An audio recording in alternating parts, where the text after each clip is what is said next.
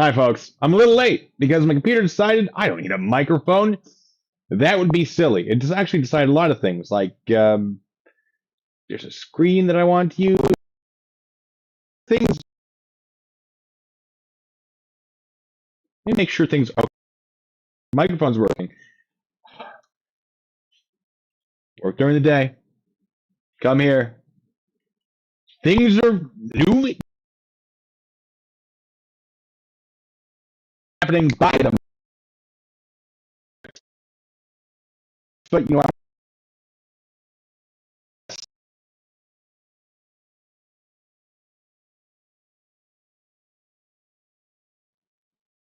2 hours. I forget enough. Certain things.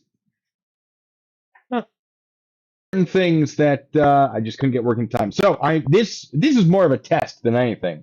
I'm gonna give you the goods. I'm gonna give you the information. Probably tomorrow I'm just gonna solo.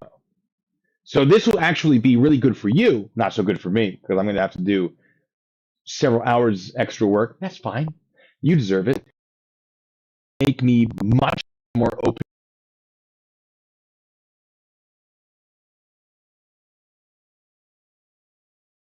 Being able to interact because I know there were a lot of people in my comments who had a lot of thoughts and questions, many of whom were kind of angry that I drew attention to this stream. Listen, you didn't give us enough information in your 3 minute short.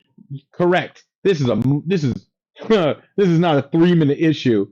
I'm drawing attention. Hello. I'm drawing attention. I'll get there. In order to be able to address that.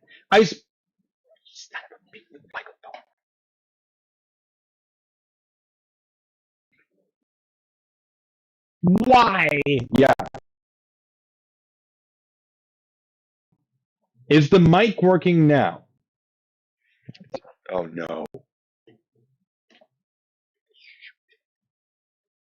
Okay.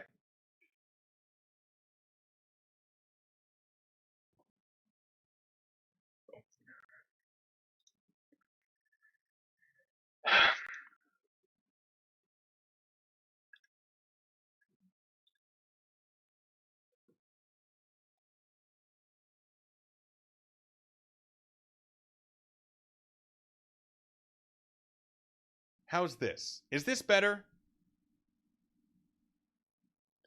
It connected to my headphone, of which only one of my pair is working. So that's another thing I try to figure out.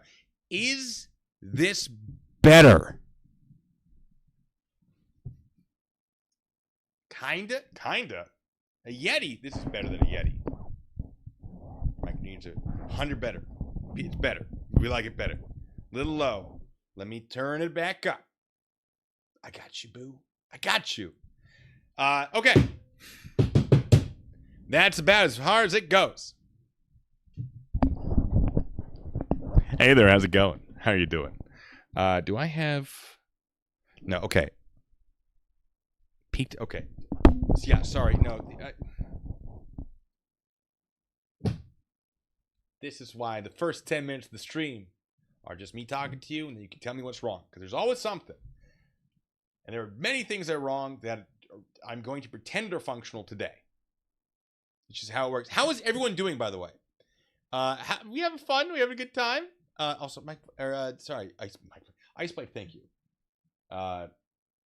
Just let me know if it needs adjusting more. What was I rambling about? I was cutting out. Diabetic Eagle, yes, thank you. Also, hi. The lighting.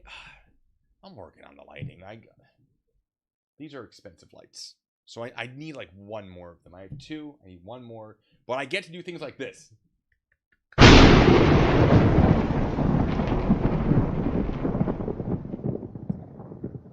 Did anyone else's audio get real weird?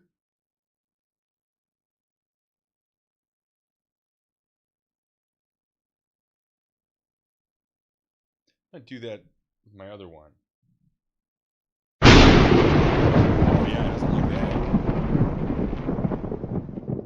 you guys hearing thunder?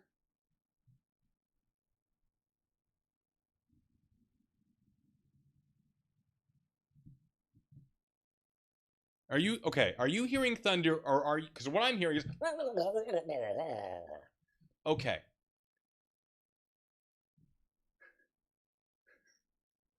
Great. Okay. My headphones are just broken. You know what? I could switch to my good headphones. Would that look weird? Yes, but no, I don't want to fiddle with it. It's fine. I'll know what it is. You'll hear it for what it is, and I'll just hope for the best, and I'll edit it in post, which I won't do anyway, because this isn't going to be the main video, because things just aren't working. I have a teleprompter, and I have a tablet you put in the teleprompter, and then it reflects off the glass into the whole thing, and I don't know where the remote for it is, so I'm like, oh, I have this Bluetooth remote. Don't mind the cables. I was doing a lot of testing. Didn't work. This will connect to the tablet. Nope. Nope, it doesn't, apparently. Don't know what's going on there. So, I had a solid half hour of just yelling. Not really. It was mostly into my microphone because it wasn't working. But now we know why. Woo! Train of Truth is functional again. Is actually better than it used to be. Yeah, you seem awfully slow. No, you're fine. Okay.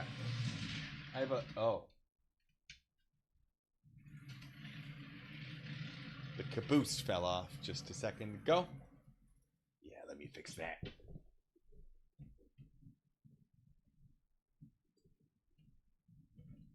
Oh no. Oh boy. Okay, it's fine. I also have to set it up so that the donations work again to trigger that.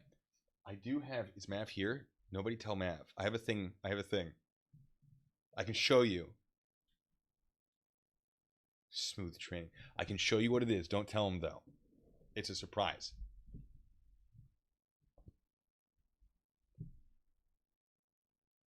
Do we want to know? No, because you'll tell him. I can't tell you. Because he likes to do big donations. And I made some new things. Okay, I do have this. That's fun. I don't have a siren on it yet. What else do we have? If I just need to be like, yes, evil. Or...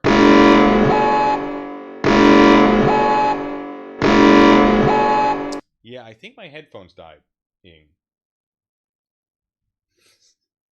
That's not great. I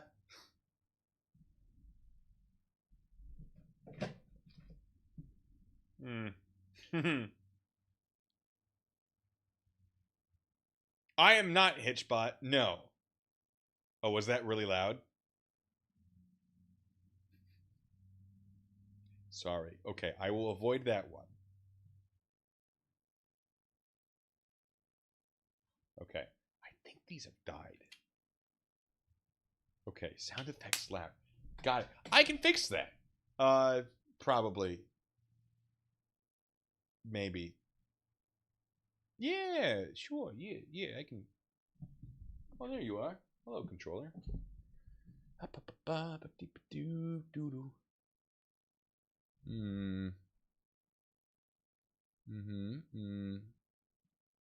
Okay, turning that down by a lot. It is now 40%. Good to know. Good to know. Yeah, the mic is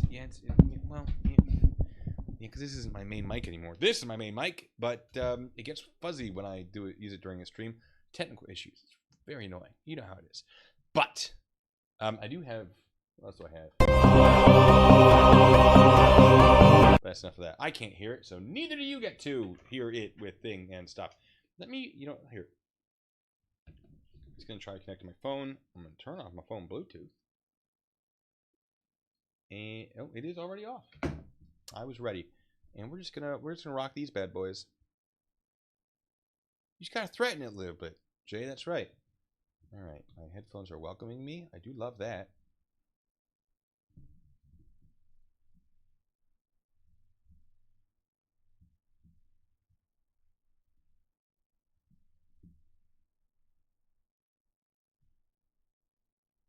you connecting headphones?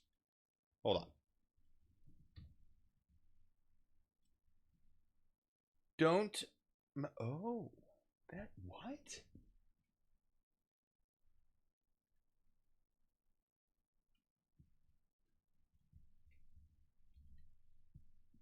Okay.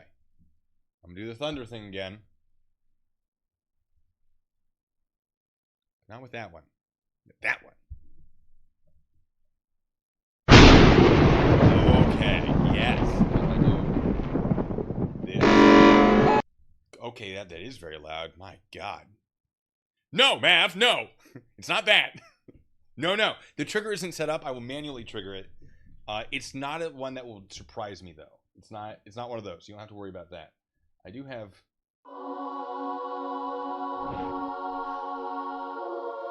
Anyway, we don't need to worry about that one. That's one just in case I need it later. I do need a second one of those. If I put that one up there.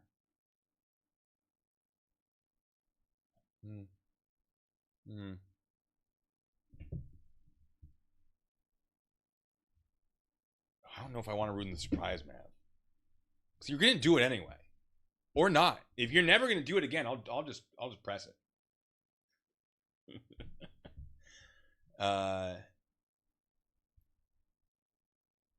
Yeah. Okay. Let me. Sorry. There's just it's.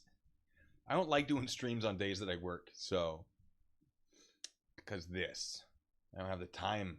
I spend. It's all right. If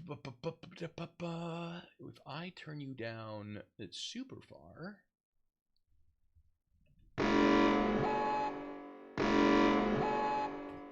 That's reasonable.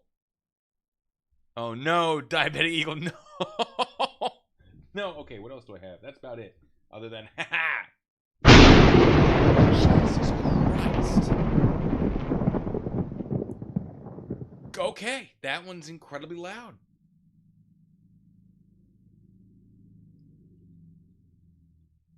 I don't recall it being that loud. I'm so sorry.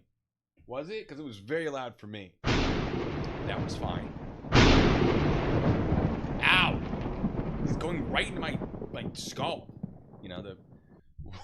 Why is it so incredibly loud? That one's terrible.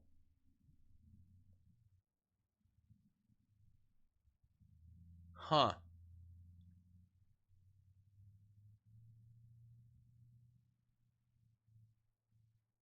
That's fine, Matt. You're right. All right, let me talk about this situation. I'll read what I've written, and we can just see if you're curious about this whole thing. This one doesn't count for the real deal. Yeah, the lighting does look kind of great, doesn't it?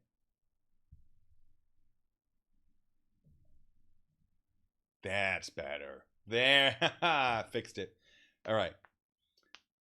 You say that, Matt, that it's quieter than Artie's, but like it's going straight into my skull through these bad boys. You know.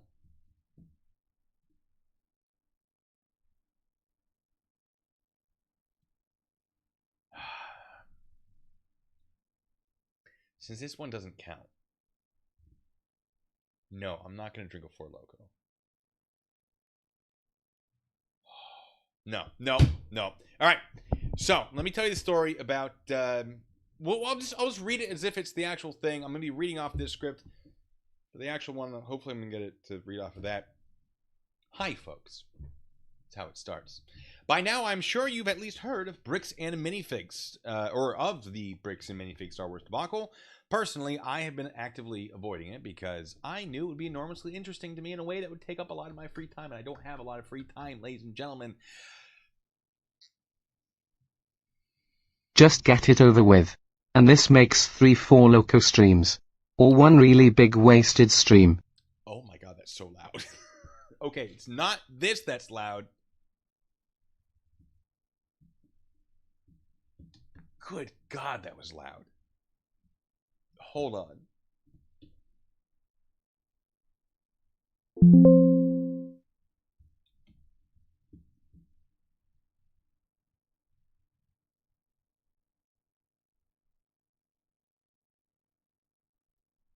Where was I? Where was I? God. 3 and 1. No. No. Wrong.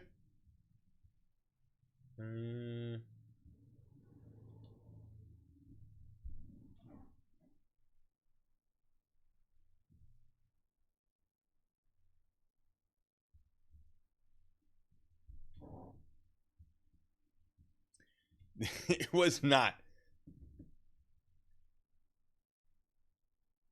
See, it's a good thing we did this test stream, though. Okay, let me test that lightning. Okay, that's super... Okay. Oh, yeah. Hold on, testing it again. I know you can't see me, I'm just... Oh, that's too much. Ow, my skull. Alright. And... That's a little better. Okay. I turned up too much. Alright, Mav. Here's what it is.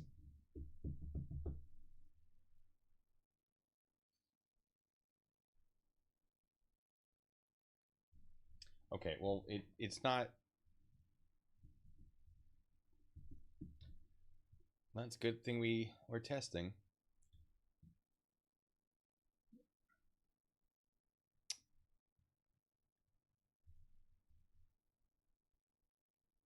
What are you doing? There we go.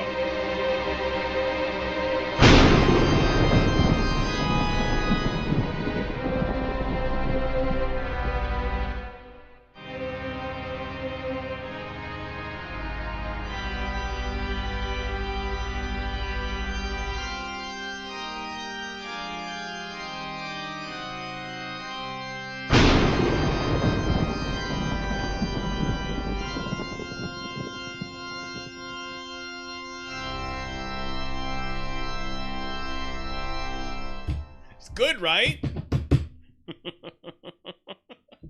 I spent a good portion yesterday setting that up.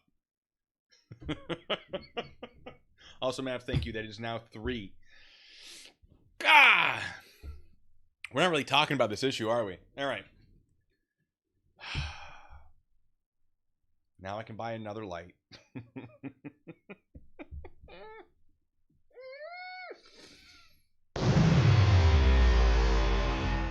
Hi, Griff Guy.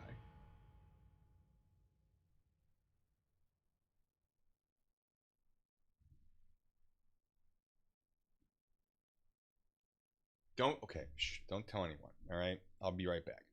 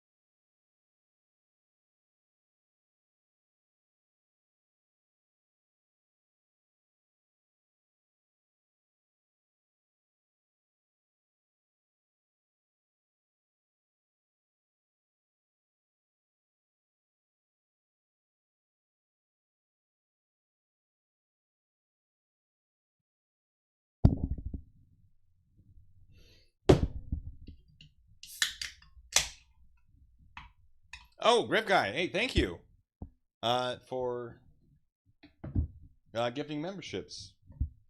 I don't see anything.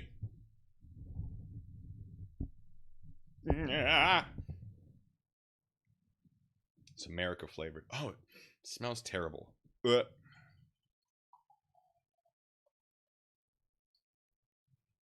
Only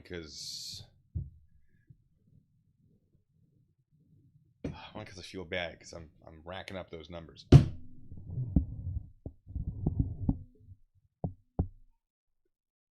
Ugh.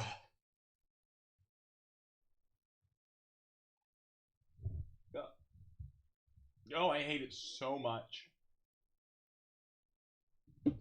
That one's actually not bad.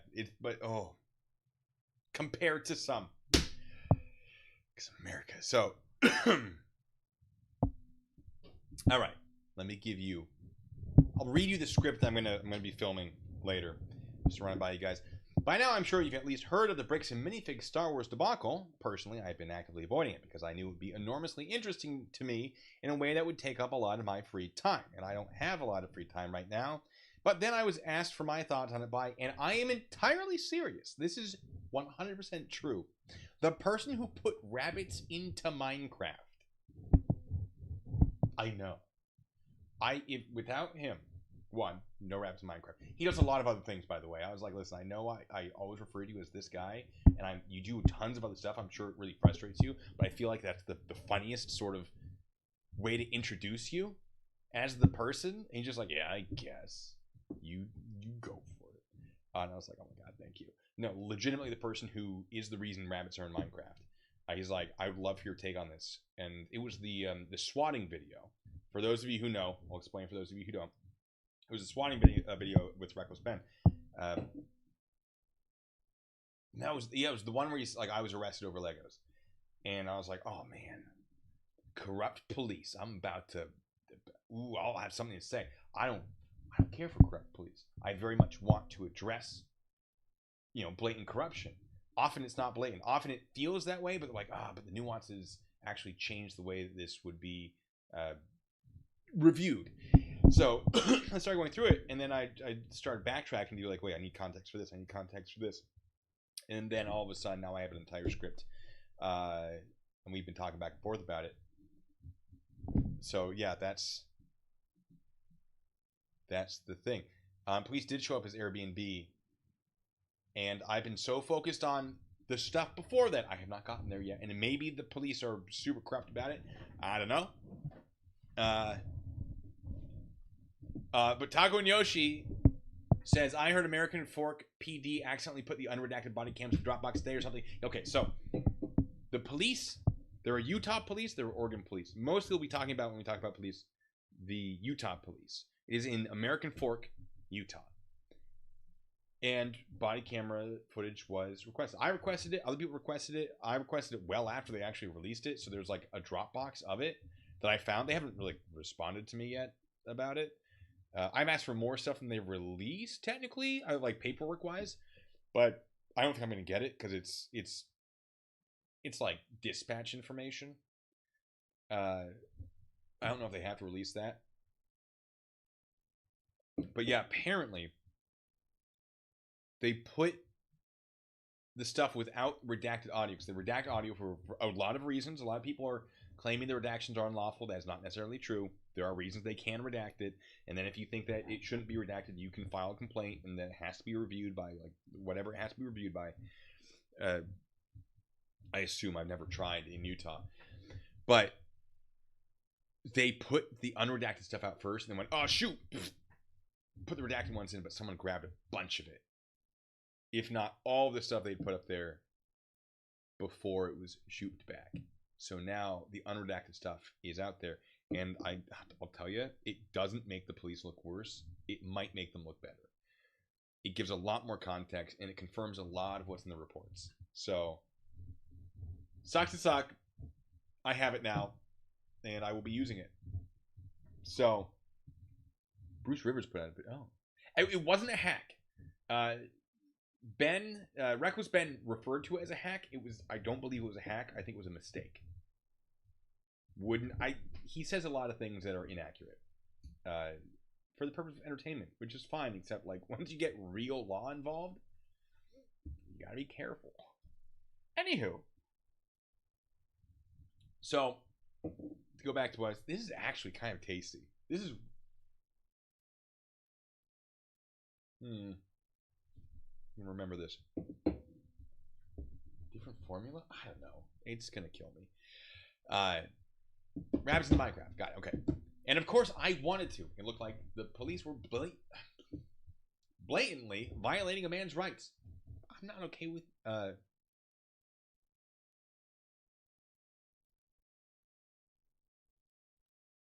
I see what I wrote. Okay, sorry. And of course I wanted to. It looked like the police were blatantly violating a man's rights. I'm not okay with that. Well, okay, fine. Maybe just a little taste of the drama. I'll just scratch the surface and oh no, I've developed a very controversial and likely devastatingly unpopular personal opinion that was supposed to do a thing. Reckless Ben is the villain of this story. I know. Well, one of the villains from perhaps a purely legal standpoint. This isn't about the morals or the ethics, it's about the elements of criminal activities. And I get that nobody is happy about this take. I'm not happy about it either. I find Ben's content entertaining, and many other people I find entertaining also find him entertaining. I keep seeing them bringing him onto their whatever. I'm like, no, not, oh no, you're not going to like me now. As if we're ever going to collab, which we won't. But, you know, a man can dream. Hold on. That does make it better. Does it mess with the lightning? Jesus. We're going to work with that. And if I need the lightning, that was the... Yep, that was the wrong button. We're figuring it out. Here, let me... I might... If there... Oh no. Is my camera working? Sorry.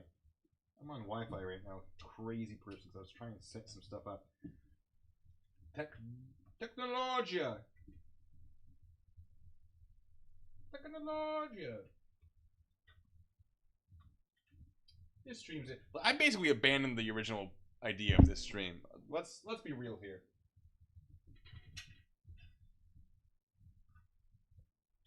If I get everything working tomorrow, I might just do it again as a stream. On the other hand, I might just do it solo because it's faster. But I like talking to you guys. I get distracted easily. Alright, that might fix my internet. Woo! Alright. Keep it classy. How's that? Is my internet still working? I feel like it is. Alright. I love that photo of him too. It's so good. This is the old chair. I just put so much lubricant on it. Like I have WD-40 and it's right there. It's next to, and I'm surprised it didn't melt through this thing. I put so much on it. So, yeah. But I find Ben's content entertaining, and many other people I find entertaining also find him entertaining. But just because I'm emotionally invested in Ben's success doesn't mean I should turn a blind eye to potential issues with how he goes about pursuing it.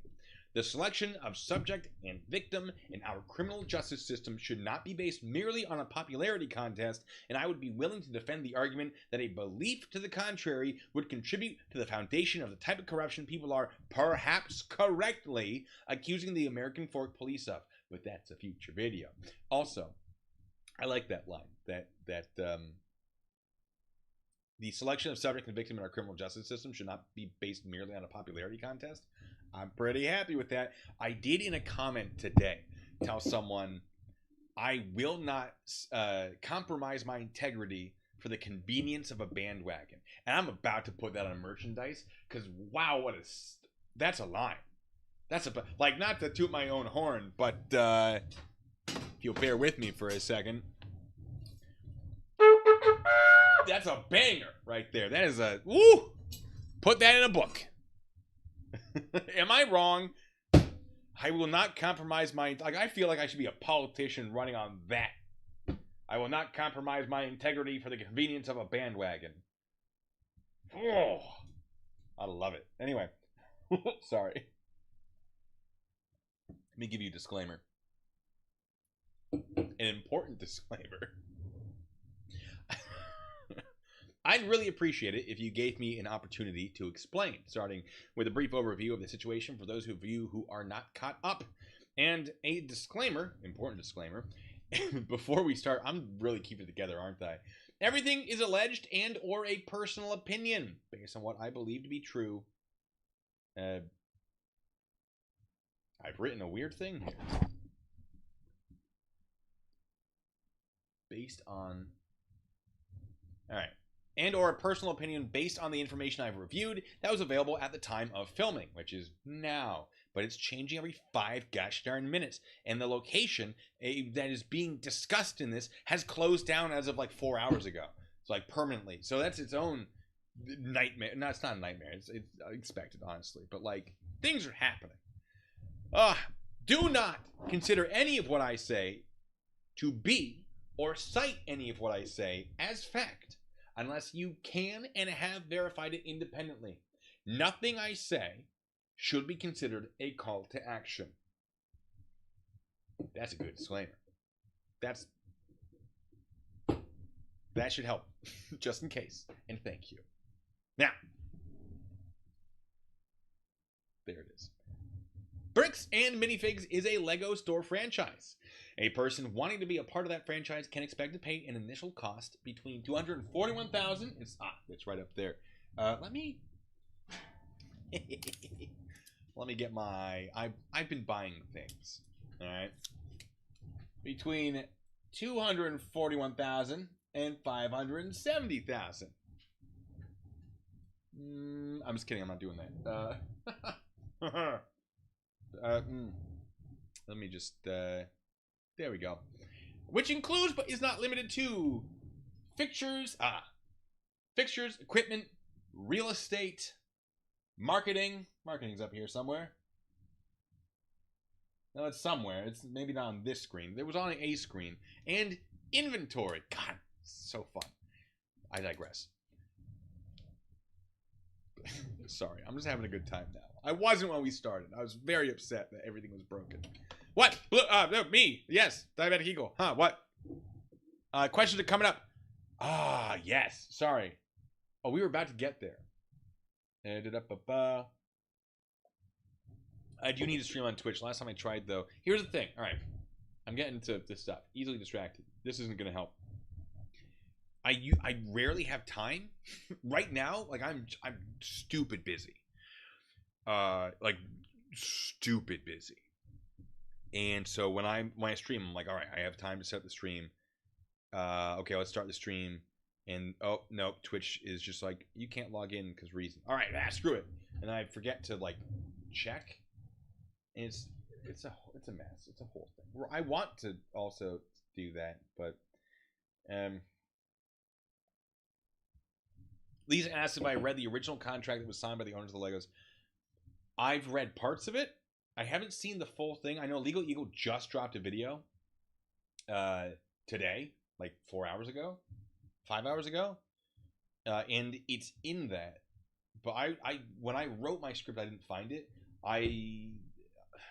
There was the what was it? It was a business review. Hold on, I have it here. Salem Business Journal cites parts of it, and so I cited them because it felt very relevant. Don't worry, we're getting there to that. No, wait. Where'd that go? It just moved. Who just said that all my stuff is medical advice?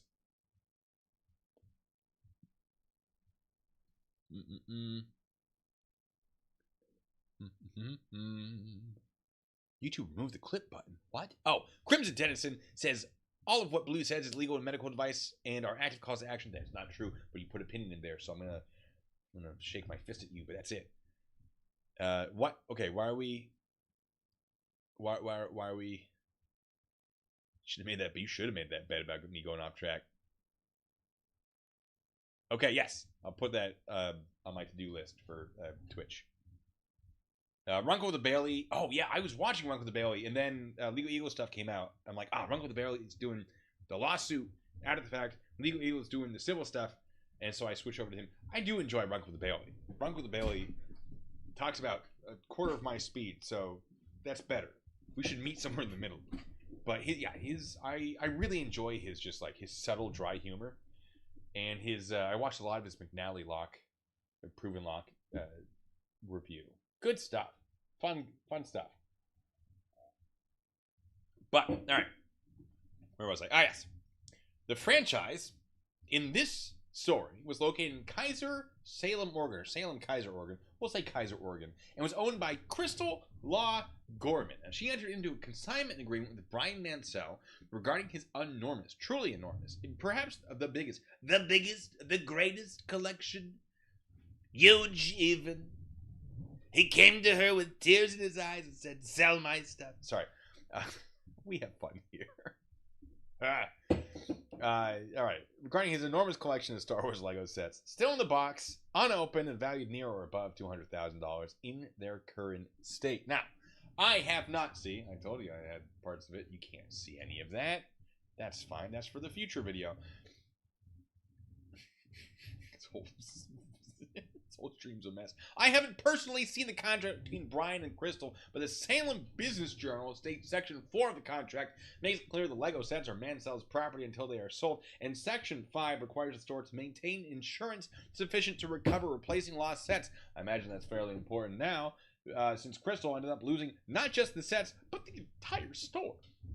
However, depending on who you talk to, this may or may not have been her fault. Careful. Listen, I know.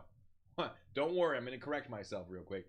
Crystal and her husband had received an out-of-country job offer, and Crystal reached out to corporate and asked about selling her part of the franchise. Corporate had reportedly been unhappy with this and told Crystal she couldn't sell the business, though she had paid off her franchise fees, which amounted to approximately $200,000, which is interesting. That's about what the Legos are worth, which might just be a coincidence, or it might just be rounded to make the numbers prettier. I don't know. Yeah, you know. According to corporate, Crystal stopped communicating with them at some point during the process, and it appears corporate transferred ownership of the franchise location to somebody else against her will. Now, I don't have a full and verified copy of the franchise contract Crystal signed, which may be available now. It wasn't when I wrote this, which was like 2 days ago. Things are moving quick, guys. Or I also don't have evidence of the alleged breakdown in communication, so I can't say if the transfer was conducted improperly. It was a little weird, not necessarily improper. Fun fact about civil contracts, they can contain all sorts of weird things. Could be its own entire video, I'm sure.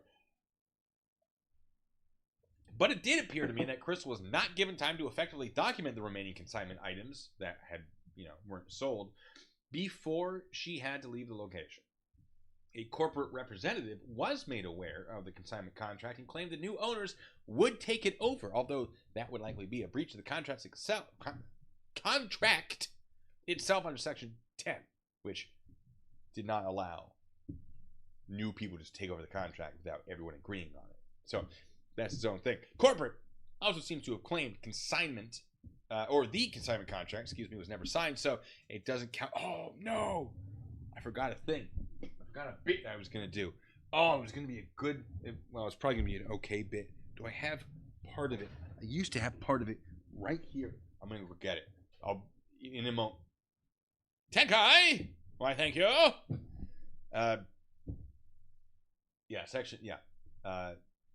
Corporate also seems to have claimed the consignment contract was never signed, so it doesn't count. Maybe. Sorry, I've been watching a lot of What We Do in the Shadows. Arizona. If you know, you know. Great show. Worth watching. It's true that there is a debate regarding what parts of the contract were written, verbal, signed, unsigned, but that doesn't really necessarily matter in the context of whether or not the contract existed. A verbal contract can be as valid as a signed, notarized, and written one, but it does tend to be harder to enforce it if there is a dispute about what the contract was. Give me a second. This is going to be worth it. Maybe.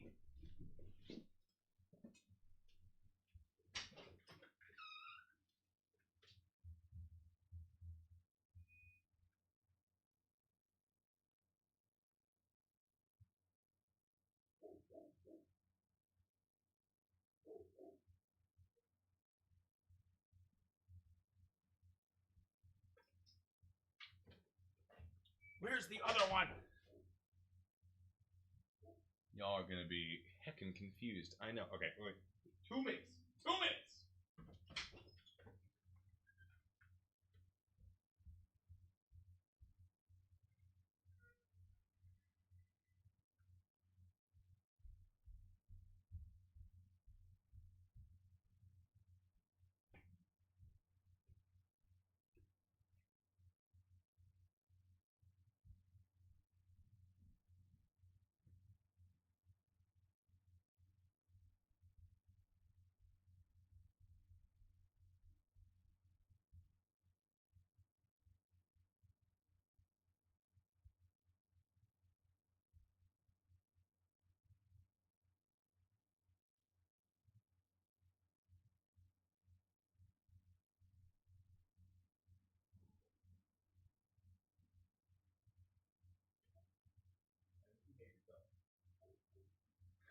Nope, couldn't find it. I know. I just saw it. I have one of them. I'll make it work. This isn't the real filming anyway. We're just practicing. Hello there. I am back. I have a puppet. Some people have hobbies.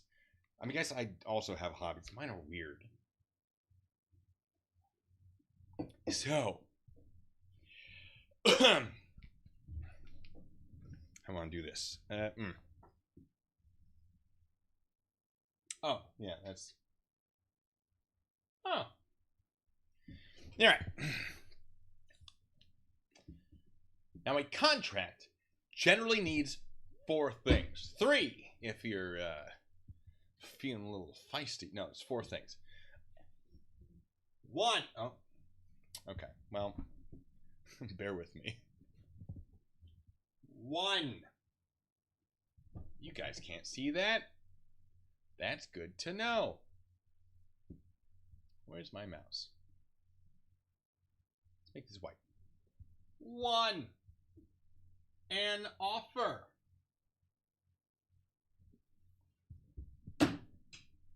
For example, all right, this is where, there you are. For example, hey, I have these Legos. If you display them in your store to sell me, you can take a cut of the profits, but they'll still belong to me until they are sold. 2, acceptance.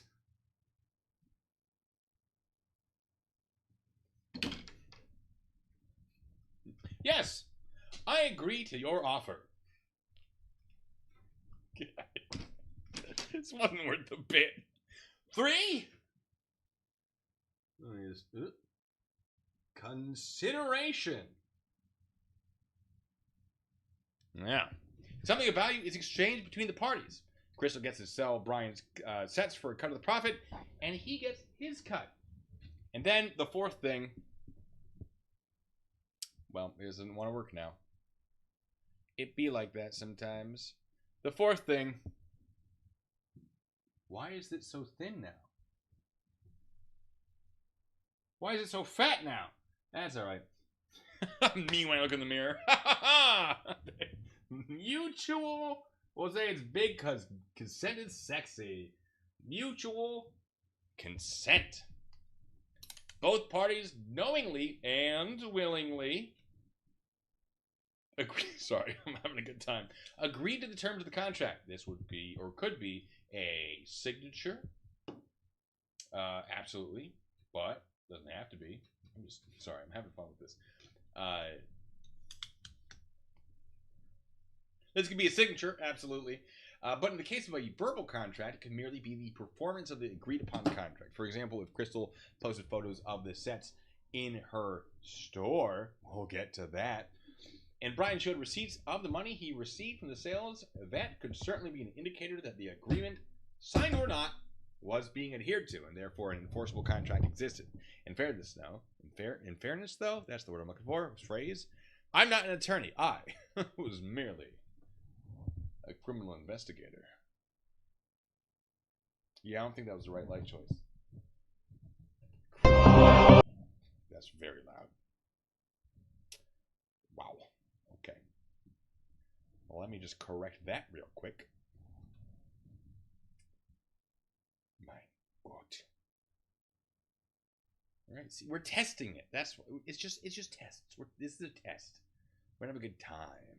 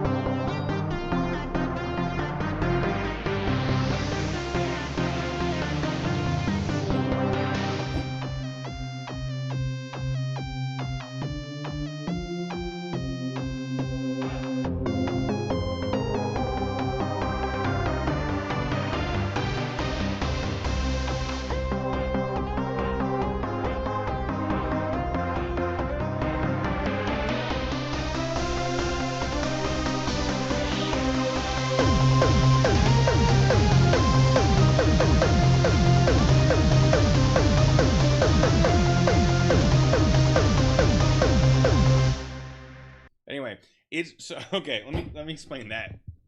I love it so much.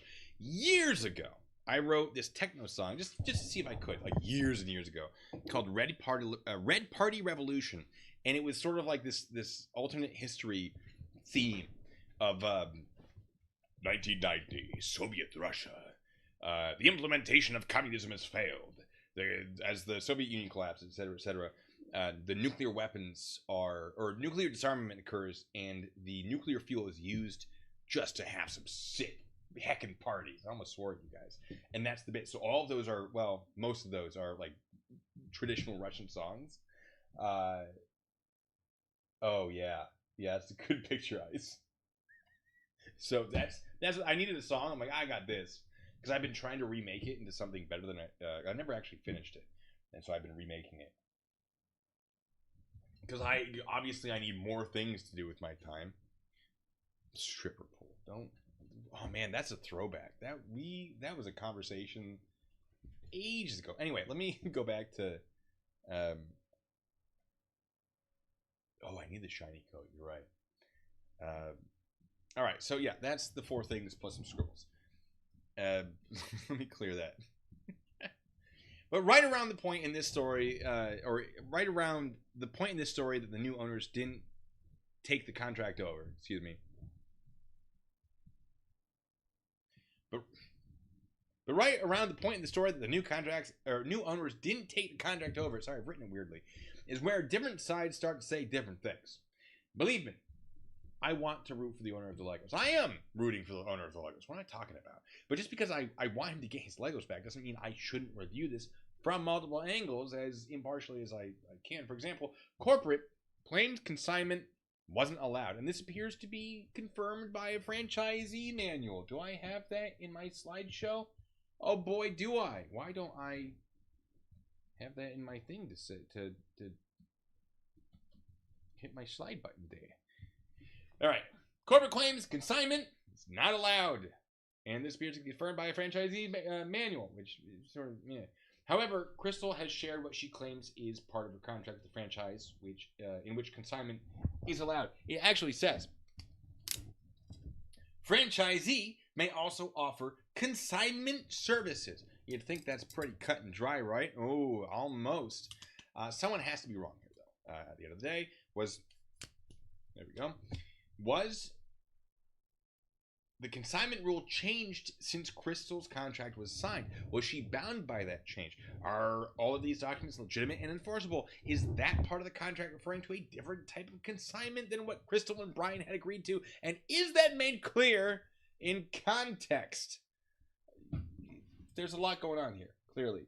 But, speaking of a lot going on, a lot of these bad boys. Brian's items were marked with yellow stickers, which we can see here, and basically on all of these. They have yellow stickers over the barcode. I presume this was to make sure Crystal or other employees logged them correctly to make sure Brian got paid. For example, you go to scan the barcode, you can't. There's a yellow sticker on there. Of course, this is one of Brian's. Cool, let's just write that in our thing, then take the sticker off, and then do whatever we got to do, or you have to enter it manually. I don't know. This was their system. It's not a bad system. But some people claim to have found parts of the collection. Sorry, I've skipped ahead. Corporate says they were unable to find most of the collection. These pictures, by the way, allegedly, were taken as Crystal was being told to leave. So she's like, I just got to take pictures so I know. Which is I like that thought. But corporate says they were unable to find most of the collection. And some people claim to have found parts of the collection for sale without stickers still attached. Is this true? Were the stickers removed before or after an inventory was conducted? Can it be proven these are the exact same sets? Can it be proven they aren't? Can you prove someone didn't come into the store and start slapping yellow stickers on anything to claim they belong to Brian? Ooh, that is surprisingly tricky. You'd think it isn't tricky. Like, yeah, you're right. Wait, hold on a second. Yeah, because do they have like tamper-proof seals? Do they marked with numbers? What's going on? It's improbable, not impossible. Now, Brian did demand his Lego sets be returned, which is entirely fair, but corporate has failed to do so, claiming many of these sets were sold by Crystal right before the store was taken over, and additional sets may have been moved off-site by her. Now, surely this would mean Brian has to seek remedies from Crystal and not corporate. Could Crystal have used this as an opportunity to steal money from Brian, with corporate acting as her unwitting yet very blamable smokescreen? It would be a heck of a bombshell. Heck of a bombshell. In fact, it deserves a little bit of that for the drama. But I'm leaning towards no. I was originally going to be more ambiguous about it, but come on. If you're stealing the Legos, why or how would you take pictures of them in the store as you were being ushered out? I don't know. Just my thoughts. Let me stop to read some chat. Bring the mic closer, you say. Hello there. There's not much I can do with it, unfortunately, because I don't have it set up to do the thing. Now, lesson is be very careful. There are benefits to consignment, but also there are not benefits to consignment. You know, situation dependent. All right, chat. What are we up to? What do we say? How's it going? Captain's responsible for sailor's actions. Ooh. Unless that sailor unless the captain has a what's it called? I have it in here somewhere. Bear with me. Indemnity clause. That's the one. Ooh, the old indemnity clause. That I didn't even realize until I watched Legal Eagle. Watch his videos. That was never there. Mav's not even here anymore. What am I doing? Yes, Iceblade, you can have all those babies. All the babies you want. Although it's more fun to make them than to buy them. I will tell you that. Let me put this away.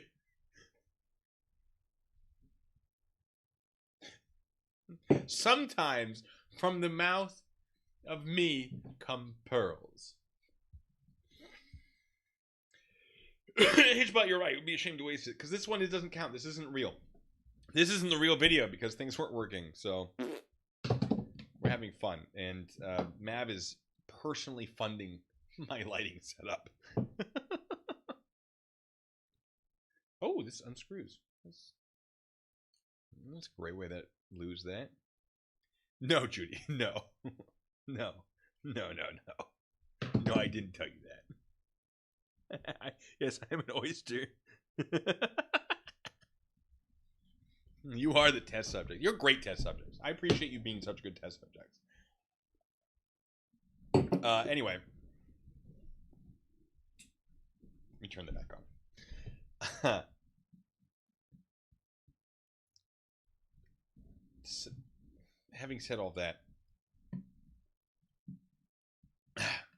there's a lot of very relevant information that needs to be made available to the parties in a lawsuit through discovery. And a lawsuit has been filed. Great! That's exactly what should happen here, but who should be sued? One could certainly argue Crystal lost the sets and was required to have insurance cover her loss, so Brian should sue her, right? Or the insurance file a claim. I don't know. But did corporate assume liability through the nature of the transition or the method of checking inventory, which apparently they didn't do very well? Should Brian sue them instead? Should Crystal sue corporate over the way the transition of ownership was handled? Does the indemnity, see, that's the part where it was, does the indemnity clause, which is a word that I have struggled to say for some reason, that was allegedly in the contract she had with BAM, which is Bricks and Minifigures, by the way, I'm going to refer to them as BAM, means she can't sue them? Should a class action be considered by other franchisees who may have had similar experiences, because people are bringing that up? Stop bringing me into your rabbit holes. I don't have time for them. They are very fun, though. I will say that. Also, rabbit holes. The guy who put the rabbits into Minecraft. Oh, there's a bit there. I'll think about it. Yes. Sliver comes. Yeah, the fava beans. Baby blues. I have 67 kids. Not that I know of. Erica says, I would have for sure guessed the guy with the smartboard in his garage talking to himself would be single. This is a very good take. Isn't it fun? Okay, this is $100 on Facebook Marketplace. can't be mad at me. Come on. It's so good. It's also 200 pounds. It was a nightmare to get set up. Why have I pants on? Sometimes I stand up, and also this is like fake leather. It might be real. I don't know. It's whatever it is. It'll stick to my thighs. Yeah, it won't be pretty. Anyway, I want to go down those rabbit holes so bad, though.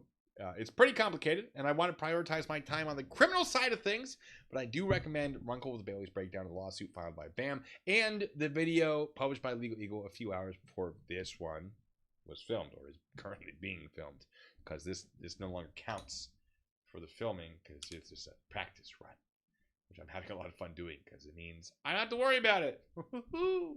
Just means I have to do it again later. To summarize all of that, though, at the end of the day, it appears to, at least initially, have been a civil thing. Sorry, I'm getting a hello, my baby. Hello, my. I'm very tired. It's been a long day.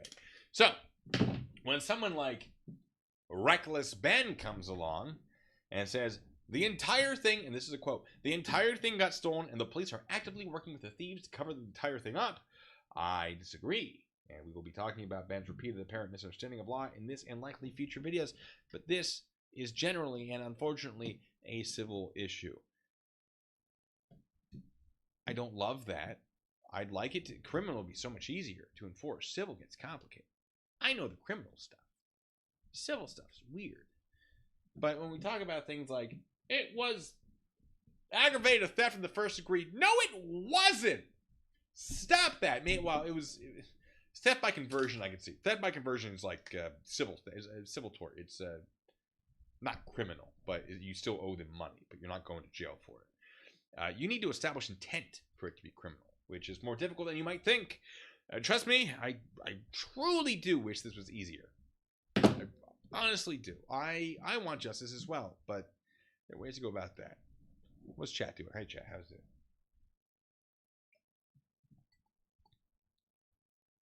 Very late rabbits. Yes. It's a negligent discharge, I swear. It's a powder issue. My barrel's just hot, so it's droopy.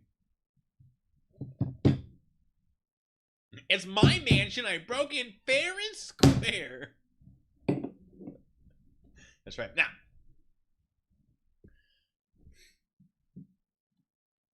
there it is. Is there perhaps some very predatory corporate stuff going on? Yeah. Has Ben... I'm not answering that. I think maybe you can guess, though. Has Ben done enough... Or, sorry, what is my writing here? I did this so quickly. Has Ben done some good for this situation? 100%. His GoFundMe is at 300 at the time that I clipped this, which is like 2 hours ago. $393,000. That's incredible. Well done, Ben. What isn't great is what Ben did after raising the money. $7,000. Good God, J-Dar. Good for you. Anyway, I will give Ben credit, though.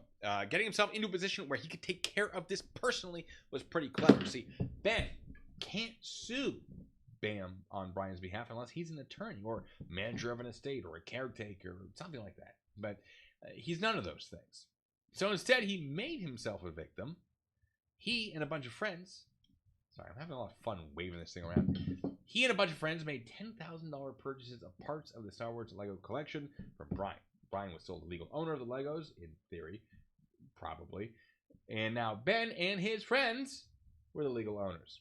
$10,000 also happens to be the limit to how much you can sue for in small claims court within Oregon. And small claims court generally requires you to represent yourself. It's also generally a lot cheaper to do because lawyers often aren't allowed to represent someone else in small claims court. Not that that can't happen, but it's often the case. So without an expensive lawyer, with a pretty fast turnaround time, it makes sense if the Lego sets are legitimately Brian's to sell because that is still actually being disputed. But according to Ben, the business didn't show up. So Ben and his friends won by default, right? That's easy peasy, baby. I don't know if I like that line. It wasn't in there. I made it up as I went. It's probably this.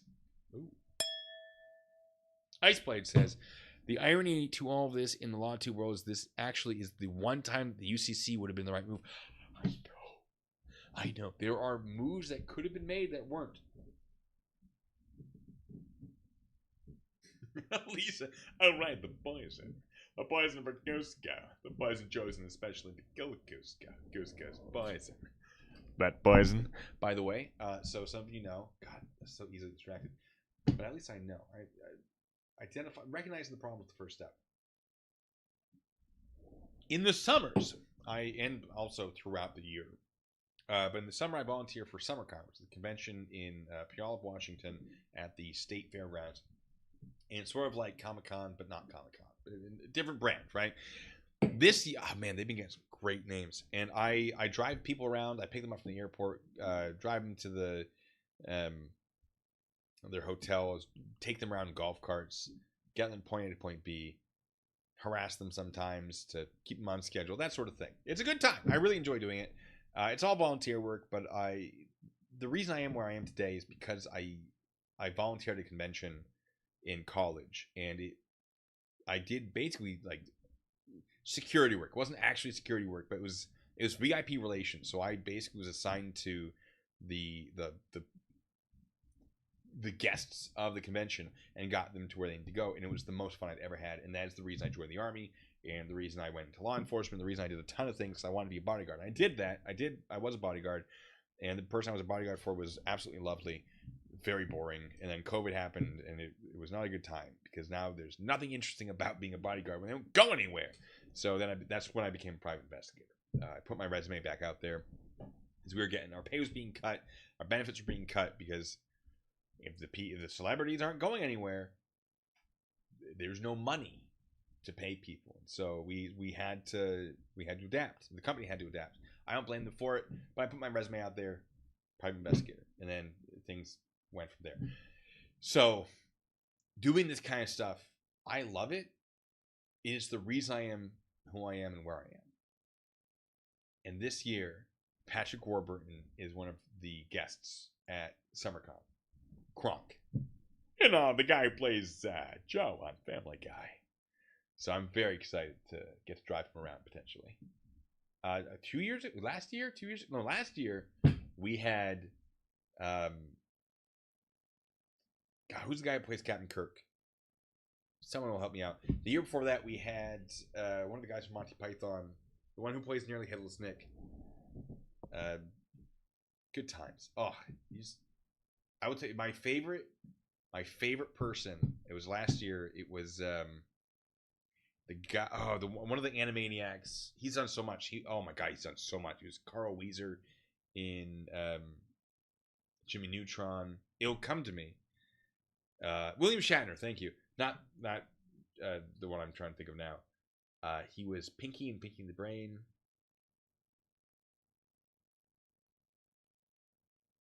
God, I've also seen where his sons do impressions of him. It's so funny. God, who's the guy that was Pinky? Every once in a while, I listen to him sing.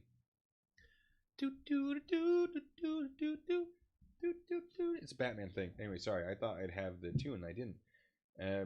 Rob Paulson. Oh, Maurice LaMarche was also there. And he was delightful as well. But Virgo Wraith. Oh, hey, thanks for being here. I'll be here. Rob Paulson, hilarious.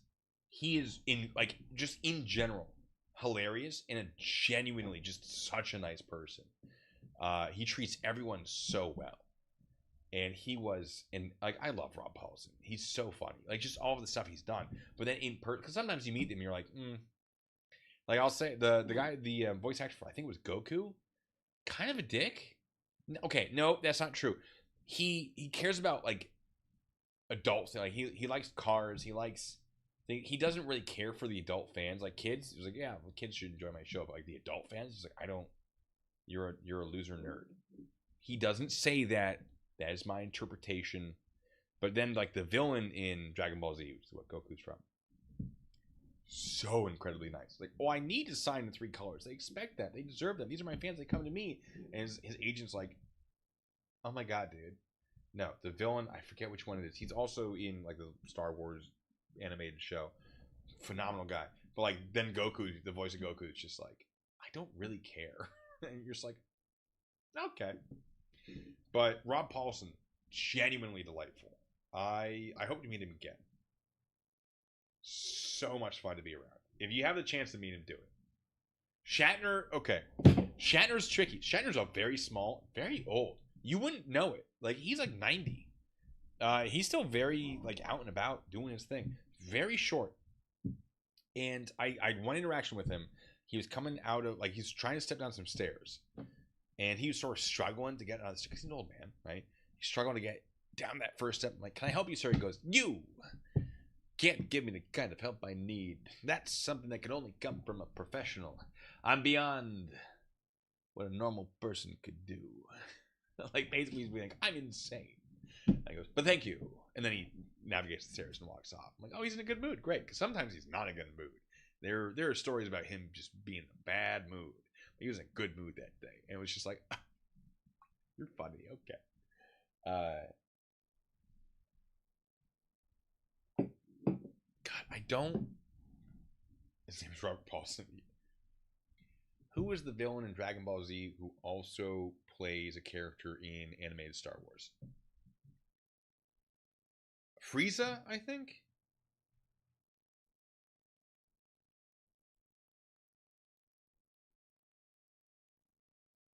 Not Sean, or was it Sean Shamel? Maybe it wasn't Goku. Maybe it was Goku. Okay. I might be wrong about who I'm remembering, but I remember like there was a good guy and there's a bad guy, and like their real personalities were very much flipped. And he wasn't like he was a mean dick. It was just like, oh, you don't care about the fans. The person who's supposed to be the hero. Like you're nice to them, but like when they're not around, you're kind of like, what was that? Who was that guy? Ugh. Not that he ever did that. I would never say that. But I don't know if it was Sean Schemmel or Schemmel. Will Wheaton. So don't cite me or don't quote me on any of this. I had the disclaimer. Remember that. I would love for Mark Hamill could show up. Like we get these huge names sometimes. We had a bunch of the Star Trek people from Next Generation. Who's the guy who plays Riker? He swears a lot. It's very funny to listen to him tell a story. He's just swearing left and right. Matthew Lillard was not nice to us. He is so nice to his fans. Oh my God, he's so nice to his fans. He was not nice to us. I had one interaction with him. He's like, oh, a fan got some boogers on me. And I was like, oh no. Do you need like directions back? No, I got it. Like, okay. But like, yeah, that would be gross. There was he played real fast and loose with his set schedule where like he would just leave. He would just drive away. It was like you have photographs that people bought scheduled. And then he'd show up and be like, why can't I keep doing the photographs? Like, well, first of all, where the heck were you? Second, because our photographer has to go, like, we hire them by the hour to be in certain places. They have to be over here now. I don't understand. I hear such good things. I think he was just having an off week. I genuinely think, because I think he had to keep leaving to deal with something personal. I have no idea. That is pure speculation. I'm giving the benefit of the doubt, but the people who I didn't have better interaction with him, but people who did have bad interaction with him definitely had better interaction with him. I heard the GTA 5 voice actors. I didn't mind them. We had some fun conversations. Apparently, some of the female staff did not have a good time with them. So, Griff Kai, thanks for being here. Really appreciate it. I know my rants and my tangents. This one's not real. This video. So, who's the guy that plays Captain Jack Harkness in Doctor Who? I can never remember his name because I don't remember his Captain Jack Harkness. Captain Jack Harkness is John Barrowman. He's hilarious. He was an absolute delight. I ended up picking him up from the airport around like 11, and he just.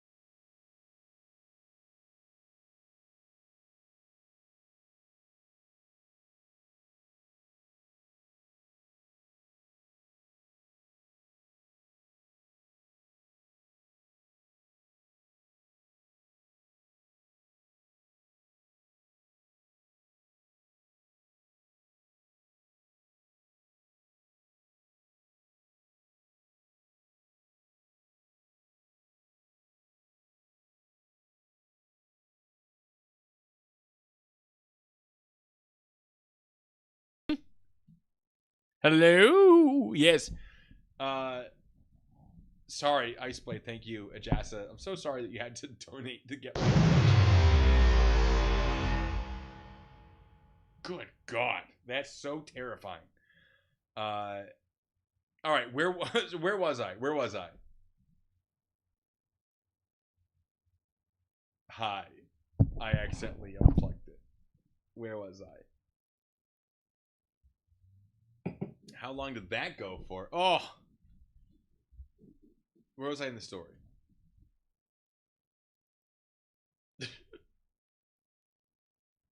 It was great. Now you don't get to hear the story. So,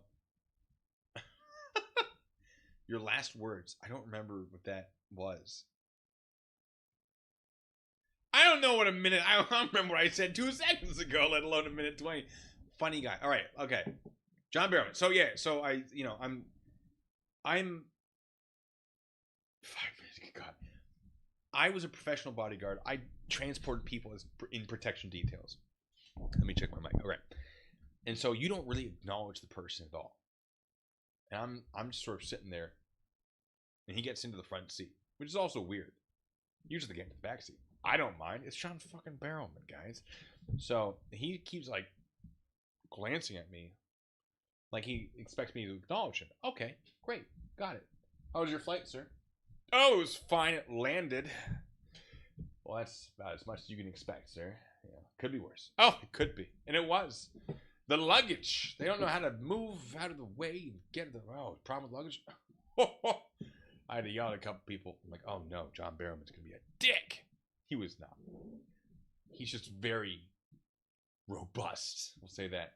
And so he rolls down the window and goes, "You gotta move so we can all get where we need to go," or something along those lines. And I was like, "Well, thank you for saying it, sir, because I was thinking it was. Oh, someone needs to." It's a bit of a diva. It's great. And don't think that I'm making him seem like an asshole. It was a very fun diva. He just does it better than I do. So we're driving, and he's just on his phone. I think like checking news or something. He goes,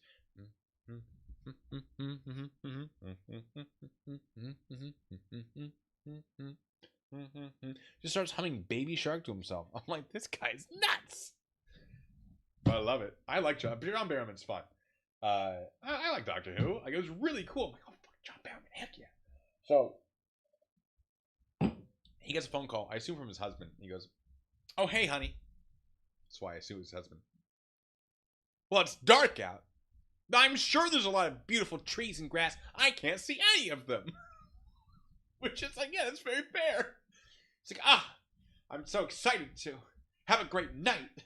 He didn't sound anything like this, but like there's a flamboyance to it. So he keeps scrolling and he keeps being silly. And what is that over there? I'm like, oh, that's a car museum. Oh, interesting. What's that? Well, that's a glass museum, Chihuly Glass Museum. Oh my goodness, that's fantastic. And we get to the hotel, and he goes, "Oh my god, are those men in uniform?" And no, they were Ghostbusters. They were in Ghostbuster costumes. And we get closer and goes, "Oh, disappointing. I love a man in uniform." I go, "Well, sir, tomorrow I'll wear one for you. As a joke." He goes, "Oh, that would be amazing." And I don't, right? Because I'd have to shave. It would be a whole thing. And so I show up the next day. Like, he's not going to remember that conversation. It was 11 at night. And he goes, you! Like, he's at his table signing autographs. And I walk by. He goes, you're not in a uniform. I went, I know, sir. It would be a whole thing. Shaving, whatever. I was like, dress blues are a lie. He goes, I know. I go, but there are a lot of military people here because they had their own displays. They had a helicopter. They had a bomb disposal robot. I go, listen. Do you want me to go and get them to visit you? He goes, oh, you could do that? Like, yeah, I can do that. This is John Barrowman. I'm like, yeah. Do you want me to? He goes, put them at the front of the line. So I go to like 30 different soldiers. There were a lot of soldiers. They had a lot of displays up. And a lot of people like taking their pictures and cosplaying whatever with them. They love it. Everyone loves it. And I'm just going up to them and like, hey, do you know who John Barrowman is? And they say, yes. I go, great. He wants to meet you. And thank you for your service.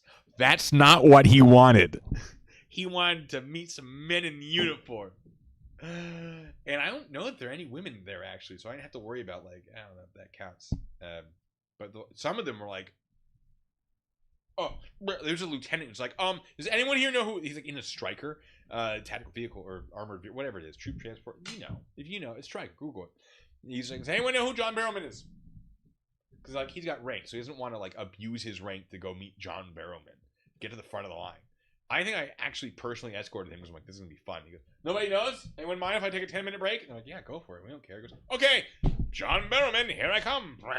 And so later, Barrowman comes up and he goes, hey, I really appreciate you doing that for me. I was like, oh yeah, no problem. Because it wasn't. It was just, hey, do you want to cut to the front of the line? Why, yes, I do. And I also happen to be in uniform. But he remembered that. And that was delightful. I really enjoyed that one. Because he was very nice. He's very sassy. I love a good bit of sass. John Barrowman's tons of fun. So, if you get the chance, if you're at a convention, go see him on a panel. Because he gets pretty wild. He's not like super, okay. There are some guests who are like just super friendly and just very, very nice and charming, and that's personality. Barrowman doesn't like he's nice, but he doesn't really care. Like if you give him sass, he'll sass you back. He has no time for that. No time. But he's very fun. I'm so glad I got to be his driver day one, so that he remembered me, and then we got to engage in just the shenanigans. Anyway, let's get back to the video. Sorry. To bring us back, God, I was rambling forever. Ben bought a bunch of the Legos from the owner, the guy who should have been the owner, so that he could claim damages and harm and claim to be a victim, give himself standing in civil court, in the small claims court in Oregon. Clever. Pretty good. $10,000 with the Legos. That's the limit of what you can sue for in small claims court in Oregon and in many other places. And he claims that the business did not show up to defend themselves, and therefore he won via default judgment. And it should be easy peasy, right? And the answer I would say to that is no! Because now you have to get them to pay. And there are some potential issues with the way Ben served the paperwork. So you can't serve the paperwork if you are party to the case. So Ben and his friends had to find somebody else, and the way they allegedly did that was by playing hacky sack and recruiting process servers from the strangers that joined in, which is fair. I mean, in Oregon, as long as you're at least 18, you can generally just be a process server. So it's a valid way of doing it, but then they actually have to fill out the process server paperwork correctly. So if you just get some hooligan off the street, you're not going to do that correctly. Spoilers. So it does become a big problem, potentially, when you engage in a deceptive scheme by having someone pose as a representative of the Guinness World Records Association to give the manager of the store an award for the most Legos stolen by any single franchise. And very funny, but he stated it was for, and I will show you the video, he said it was for the apparent purpose of, or I'm saying apparent, he stated apparently, it was for the purpose of causing the store to believe the lawsuits being served were also fake. This could be considered extrinsic fraud, meaning you have engaged in an act with the intent of stopping someone from being able to defend themselves in court before the case is started, which can invalidate a lot of things. So It would also make enforcing the default judgment bank claimed to have received very difficult. Let me pull up.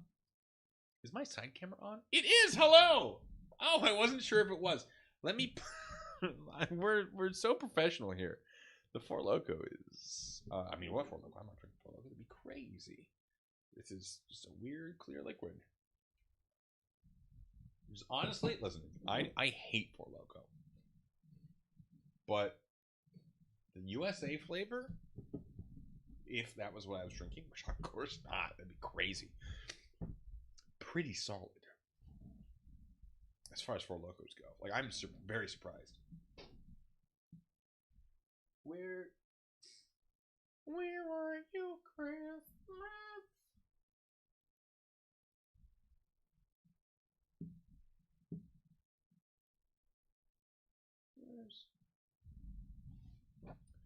There it is. Anyway,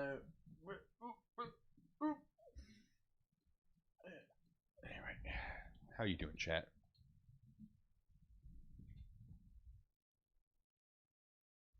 Hitchbot, see, sorry, I'm pointing at the wrong camera.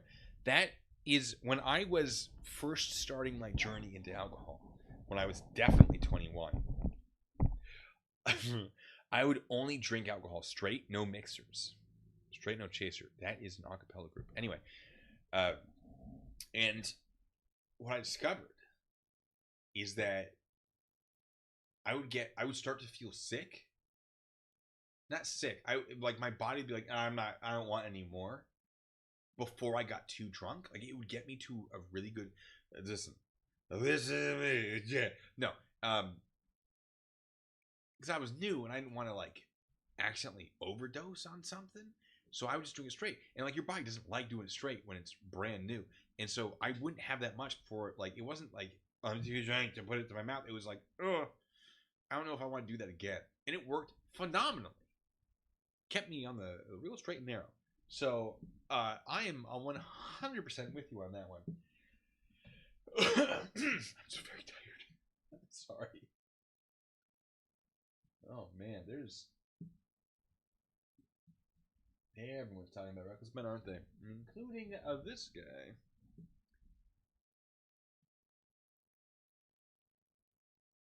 This piano lifted by a forklift, and oh no, and it crashed.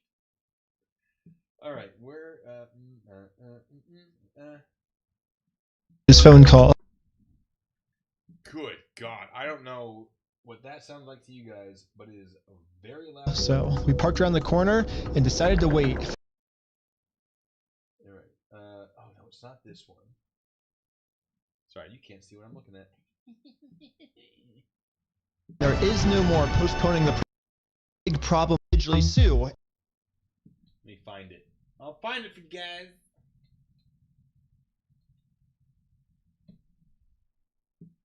Maybe I won't. Transcript and Guinness.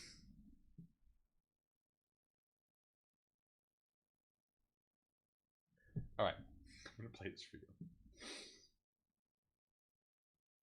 Nope, there it is. I am Ryan with the Guinness World Record Association, and I think you're expecting this actually. This is an award for most Legos stolen by any company in the world. It's very funny. Stolen by a single franchise. Is that what it says? Mm-hmm. I'm definitely not hanging that up. You Is that too loud? don't know anything about it. Sorry. Hold on. Let me. How does this sound compared to the? Oh yeah, that's pretty loud. Sorry. Audio's real weird tonight. That's one of the reasons I was very late. Sorry.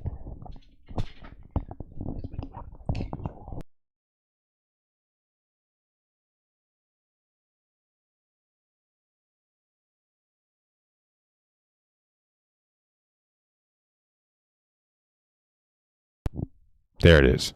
I saw it. I have no idea of anything about that. Okay. I guess call I am the. a manager. Oh. really? Yeah. And you weren't expecting it? I was not expecting it. Success. Anything that gets delivered to the store now, Bricks and Minifigs will probably also think it's fake, which is now perfect timing to serve all of these real court papers. But to do this, I need a lot. Let's review that again. Which is now delivered to the store now. You weren't expecting it? I was not expecting it. Success. Anything that gets delivered to the store now, Bricks and Minifigs will probably also think it's fake, which is now perfect timing to serve all of these real court papers. They'll think the paperwork is fake. If I do this other thing, which I've now done, so they won't show up to court and I will win. Oh! Need a lot of people. So I started. It seems to be the scheme. And I believe, not a civil lawyer, not a lawyer of any type, I believe that's extrinsic fraud.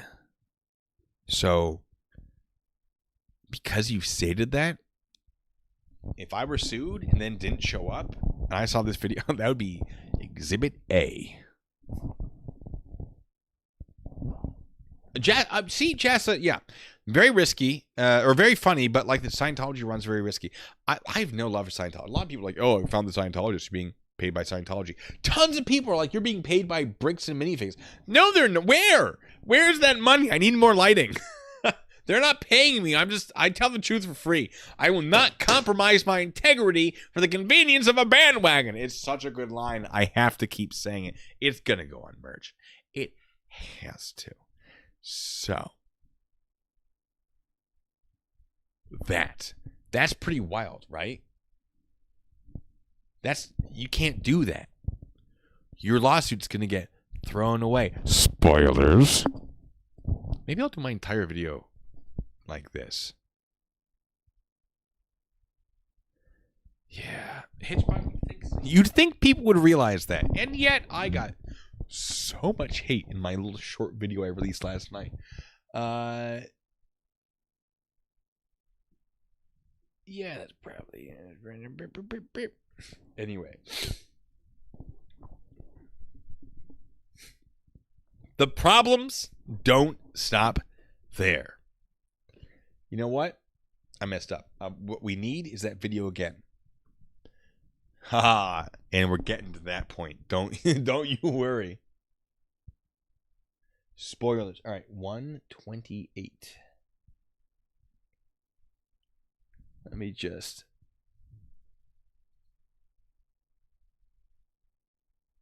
Is it 128? Yeah, it's 128. Is it 128? It's not 128. 120.28. That makes more sense. Let me tell you more about the crimes. Ooh, we saw some of it. No way. Yes. Yeah. Well, I think now it's time to go all the way back to Bricks and Minifigs and collect our money. And I got a cute little piggy bank here that they can put the money in. And so Okay, so I don't know if he's on a public road. It's worse if he is. This driver right here is probably committing reckless endangerment or reckless driving. Because the danger that he is creating for Ben is high enough that I think it would meet the elements. Is Ben committing that crime? A fun little thought experiment about whether or not he told this person to do it and therefore maybe an accessory to reckless endangerment or reckless driving. I don't know if that really, I don't think any prosecutor would touch that. But it is a fun thought experiment. So, technically a crime for this dude. In theory, definitely a crime for this dude. In theory, Ben could be charged with accessory if he told him to do it. I don't think that would ever go through. Let's see. What else we got? We got Bricks and Mini construction loopholes. We got that going on. Turns out they completely shut again of. Bear with me. It's for me to give them, show the world that they're closed, and the only way to let the world that is trespass. know is for me to give them an official closing ceremony. And that could be, I have it here. Criminal mischief in the third degree. putting the sign up there because it's going to be inconvenient to take down. Criminal missions from the third degree, trespass, technically reckless driving, but only for the driver who's not reckless Ben.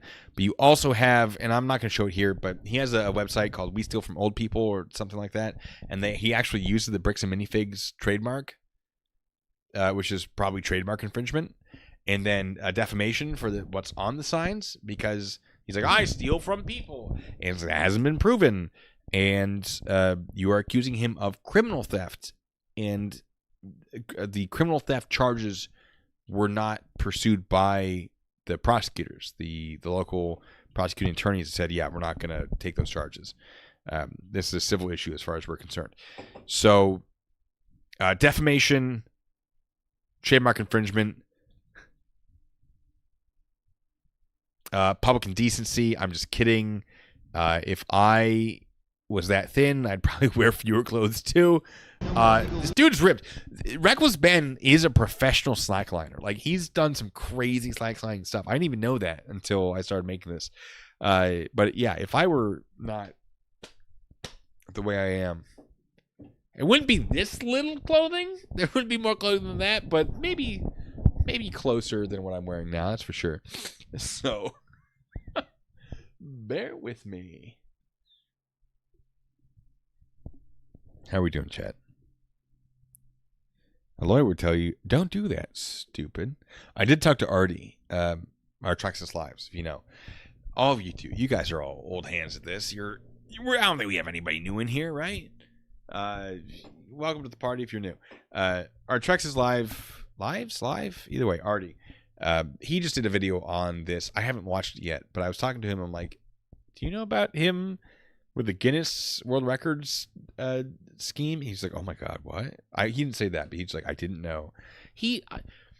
I got the impression he was surprised and that it was a very bad thing. Because it's a very bad thing. So. Sammy Bielafleur says, free speech in action. That's not free speech. That is trespass. Free speech would happen on like a sidewalk, and even on a sidewalk, it can still be defamation. Defamation can still, like, free speech doesn't protect you from defamation. That was criminal and probably civil, definitely civil. There's a lot of props, Yeah, he hopped a fence to get onto the roof. Definitely trespassing. So, here's the thing though. That, what we just saw, not even the craziest part. There are some traffic stops in Utah that look a little sketchy. There are some detentions and arrests that people are questioning, which is fair. There's a swatting incident I haven't even looked at. I have not watched the video. There's so much to watch. I haven't even gotten there yet. But that's all in Utah. We're still in Oregon. We'll get there soon. So when Ben showed up at the store to collect the money he was owed or after Bam failed to attend the hearing, the store was closed, possibly because they didn't want to deal with,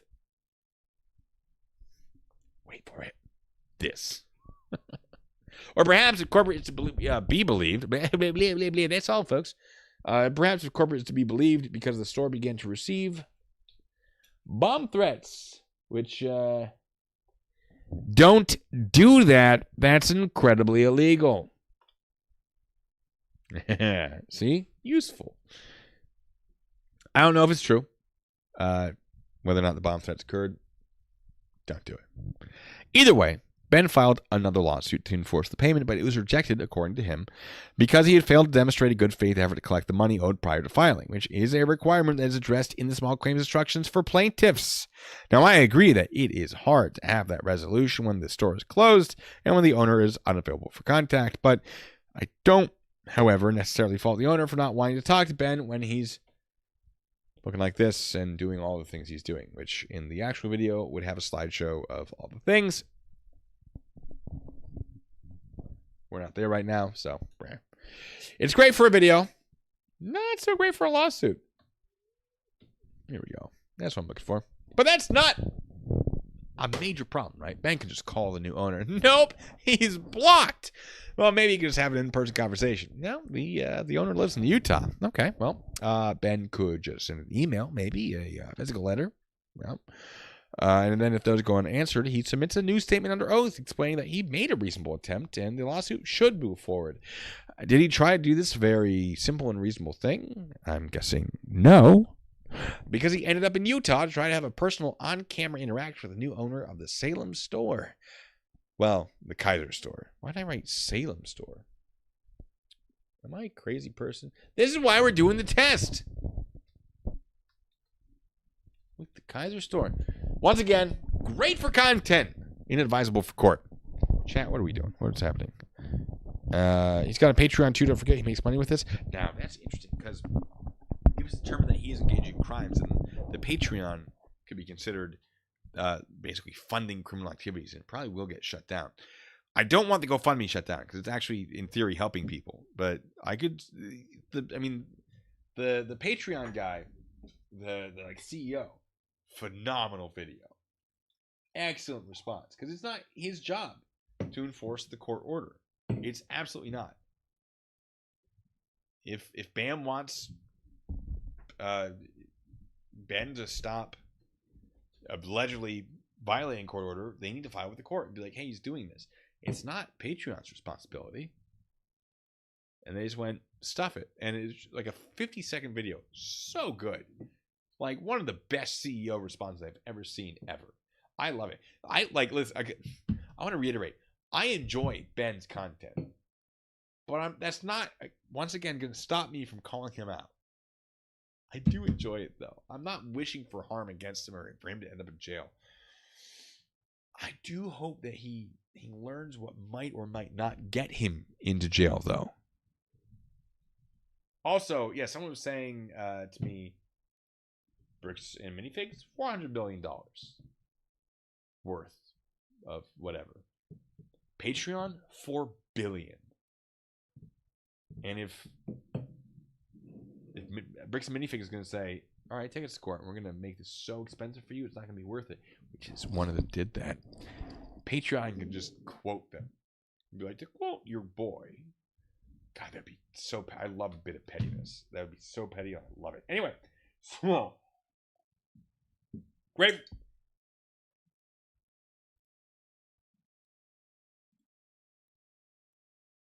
Don't worry about it. Don't worry about it. Great for content, bad for court. So, let's take a break to consider this whole situation from the new store owner's point of view. Imagine you are Joshua Johnson. Boo. I know. Boo. I get it. Corporate has put you in charge of a store in Oregon. There's a dispute from before your involvement regarding inventory and prior contracts, but that's something corporate is working to fix, probably. Meanwhile, people have been or are continuing to show up at your store pretending to be representatives of official organizations, pretending to be your employees. That did, in fact, happen. I would cut to that here if this is the real video. And they're wearing very little clothing, trespassing onto the roof, hanging signs accusing you of crimes that you didn't commit, allegedly. I probably wouldn't talk to these people either. I'd get a restraining order. But wait, Joshua, which is you, the viewer in this scenario, you don't live in Oregon, you live in Utah and manage the franchise location remotely or something. You probably can't get a protection order until these guys show up to your house. Right? What's that? Corporate is saying this guy just left their headquarters and has a group of people with him and may be heading to your house, which is only 15 minutes away. Oh, no! Sorry, it's just a stupid bit. You're probably worried about what he might do because nothing about this is reasonable from your point of view. So perhaps you should call the police and tell them about what is happening. And specifically saying I'm being harassed because that's what it would appear to be from his point. I'm sorry. They need to be part of that. That appears to be what's happening from his point of view. I'm getting a cable back there. Why do I have champagne in here? Where did that happen? It's sparkling wine.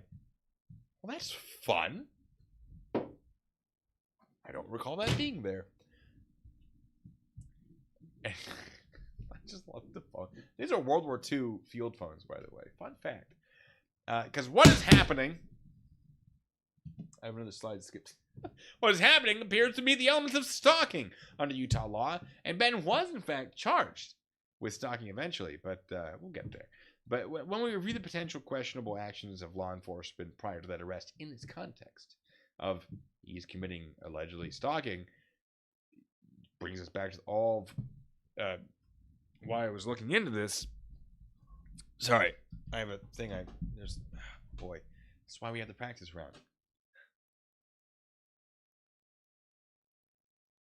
All right, we'll get there. But when you review the potentially questionable action of law enforcement prior to that arrest in this context, which, to bring us back to the beginning of all this, is what I was looking into in the first place, starts to make a little more sense. Please keep in mind, I also want Brian to get his Legos back. I just don't think this is necessarily the most effective course of action. I have it. I'm going to use it. Law enforcement did arrive to address Ben showing up to the house, and they followed Ben's car when it drove away. Ben expressed confusion as to how police knew it was him, but I'm guessing Brooks and Minifigs reviewed some parking lot security footage and passed on what car Ben got into after he was told to leave the premises. Police initiated a traffic stop, citing failure to stop at a stop sign, but Ben provided evidence that contradicted this claim. Now, the video we're about to see does look like a failure to stop at a stop sign, or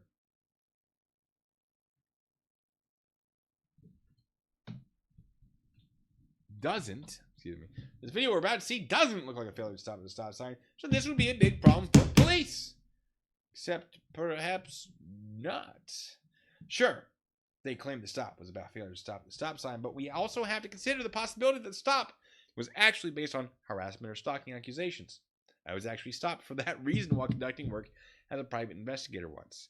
It was a valid stop in the right circumstance, where I was following a woman around professionally, and she called the police because she smartly, I'm not faulting her for this, became aware.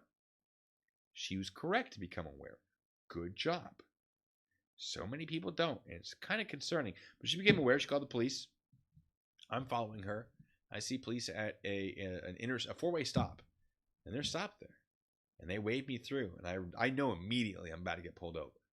Not for any traffic infraction, but because this woman had definitely called them for me, and they ran my stop, and everything worked out. But you can, in fact, pull someone over if you are harassing someone, or someone is claiming that you're harassing them. A defense attorney can make the stated reason for the stop look bad to a jury pretty easily, because the police said it was for failure to stop at a stop sign, whether or not that was actually correct. But the police will have to explain why they lied to the driver, which they are allowed to do within strict limits. I know people are like, police can lie to you. There are definitely limits to what that can be, but yes, to a degree, they can lie to you. They also can theoretically successfully defend the legality of the stop by arguing, I got this guy again. Heck yeah. We stopped everyone in the vehicle on the suspicion of a conspiracy to commit harassment, but we didn't say that. Excuse me, I lost my grip there. We didn't say that because we didn't want the situation to escalate. Now, we should also consider the possibility that this stop sign wasn't the one that was rolled through. We're about to see it, don't worry. And law enforcement waited to initiate the stop so that it could be conducted in a better location. But once I got my hand on the footage, hands, in fact, both of them, I saw exactly what happened. This is going to be upsetting to many of you, or would be if this can be the real video. But please bear with me. The driver didn't actually stop. They just came very, very close. And we're about to see that. We're about to see that.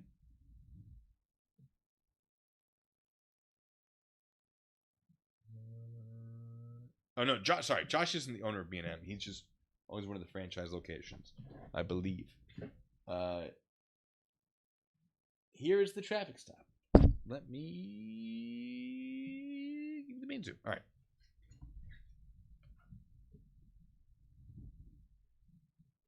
So, police car, Ben's vehicle, and go. Jesus Christ, it's loud. This is the stop sign. And it looks like he stopped. He stopped and stopped, right? Looks like he stopped. For sure. Jesus Christ, that's loud. We're going to mute that. We don't need that. He didn't stop at the stop sign. It's such a controversial take. But he slows down to almost, not Ben driving, it's one of his friends. They slow down almost to a full stop. And someone's like, oh, you can see the brake lights, it stopped.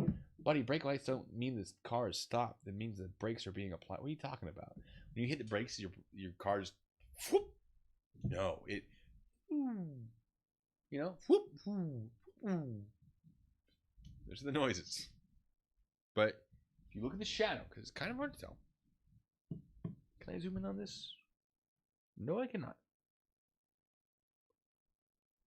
We can see it does not actually stop moving. Let me, can I? Do I? See if I can pull this all the way up for you guys. No. All right. If we watch as it goes over this little part of the curb, if you can't see it that well while I'm doing this, but you can see the shadow continuously moving over that. It's not super clear. If I were to, if this was the real video, I would show you. I would have it edited. I would zoomed in. I might have tracker markers on it. But that vehicle is still moving. One of the reasons why you know it's still moving, or you suspect. Well, I'll read my script because I have it scripted out. Let's see. All right.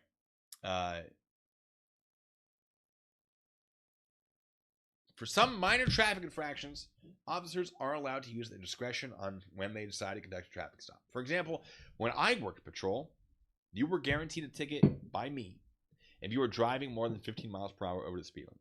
Anything less could be a stern talking to. You might still get a ticket, but definitely at least a stern talking to. Anything less than 10 might not even get me to pull you over, depending on what was happening in my patrol area. If there were other things going on, but might not pull you over. I also very rarely ran a radar. You had to sign them out. We didn't have vehicles equipped to them. It's a whole thing. But that was sort of my go-to, is between 0 and 10 over the speed limit. Maybe. Over 10, I'm pulling you over. Over 15, you're guaranteed a ticket. Those are sort of my rules. And I was allowed to have those personal rules. I get a little bit of wiggle room on this. Not all crimes do. Many crimes don't. Some do. Minor infractions generally have a little bit of wiggle room. Some officers will allow you to roll a little bit through a stop sign, and some will pull you over. They don't actually see the car rock back, which is the indicator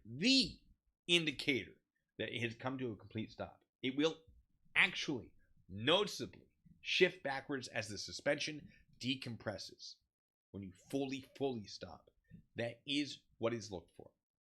We don't see that movement in this video. It is possible the driver conducted what is referred to as a limo stop, which is what I do when I'm doing my protective details or my security stuff or my convention stuff. Very, very smooth stops. Very, very controlled. I doubt they're doing that. I doubt they have the skills. They could. It's entirely possible. I have my doubts. It's difficult to do. It's a very smooth stop that negates motion. But when we focus on the shadow, as I addressed before, we see it never actually stops moving. And even if I'm wrong, and it actually does stop, and it stops right there. Where's the stop sign? Where's the vehicle? The vehicle has failed to stop before the stop sign. It is required to stop before the stop sign. This is a lawful stop. Even if he did fully stop, because it's a really difficult thing to tell. I believe he does not fully stop. It is close enough. I wouldn't have done that stop for just not stopping. I wouldn't have pulled him over for it unless I have. Well, I'll get there. He stops in front of the stop sign. That's something you can pull him over for. This stop is lawful. What are your thoughts, chat? This is a lawful stop.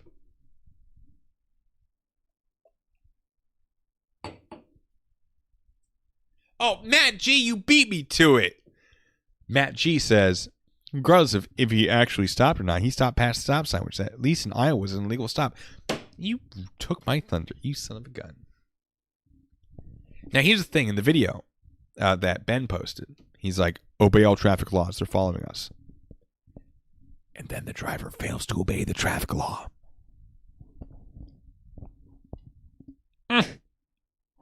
Jessica says that's thin as best. Like, he was at most going 1 mile an hour. Like, he was going slower than the California roll. He was going very slowly. But you don't see the car roll back. And when you, it's not zooming in here, but when I zoom in on it, I truly believe I can see the shadow continuously moving. We're talking like fractions of a mile an hour. But that's not a stop. And even if it was, and I don't believe it was, but even if it was, he stopped in front of the stop sign. Lawful stop. This is not the 3-hour stop. That was the drug one. That one is less bad than I think some people think. I haven't gone through all of it because now all of the unredacted videos are released, or some of them are. So I have to go through it again. But Lisa asks, is it possible he wanted to get pulled over for views? Oh, there are 2 Lisas. Hello. It does make for good video. So, would I have pulled this over? Probably not for just the stop. But, I have my script here to help me out with this. If I saw this, and I was looking to conduct a pretextual stop, perhaps because there was evidence that the people in the vehicle were stalking somebody, and I stand by that.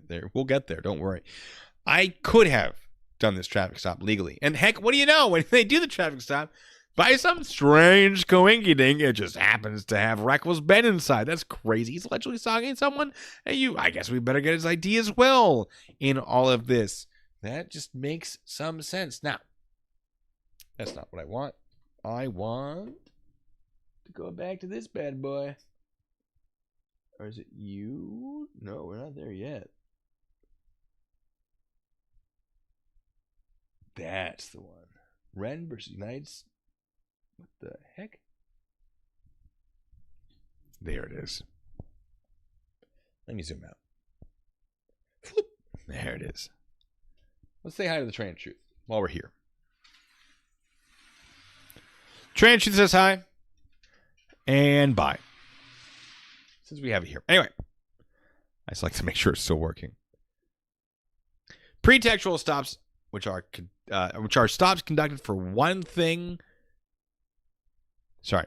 Pretextual stops, which are stops conducted for one thing with the real purpose of investigating a separate crime, are generally lawful, as long as the initial stop was for an actual traffic infraction. I do encourage you to read Ren versus United States if you want more information on that.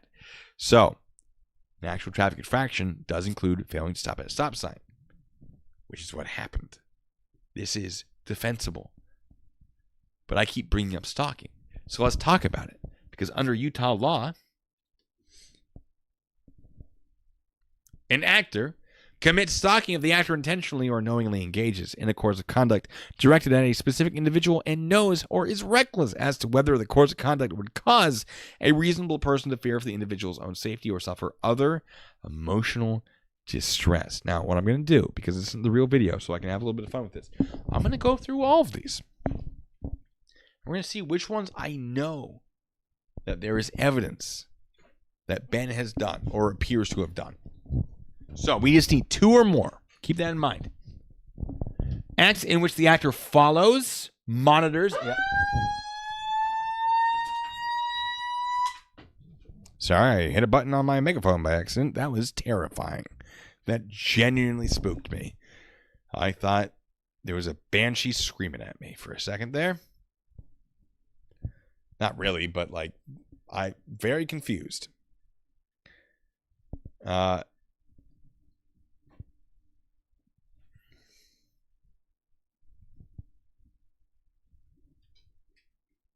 What is happening behind me? My computer's being weird.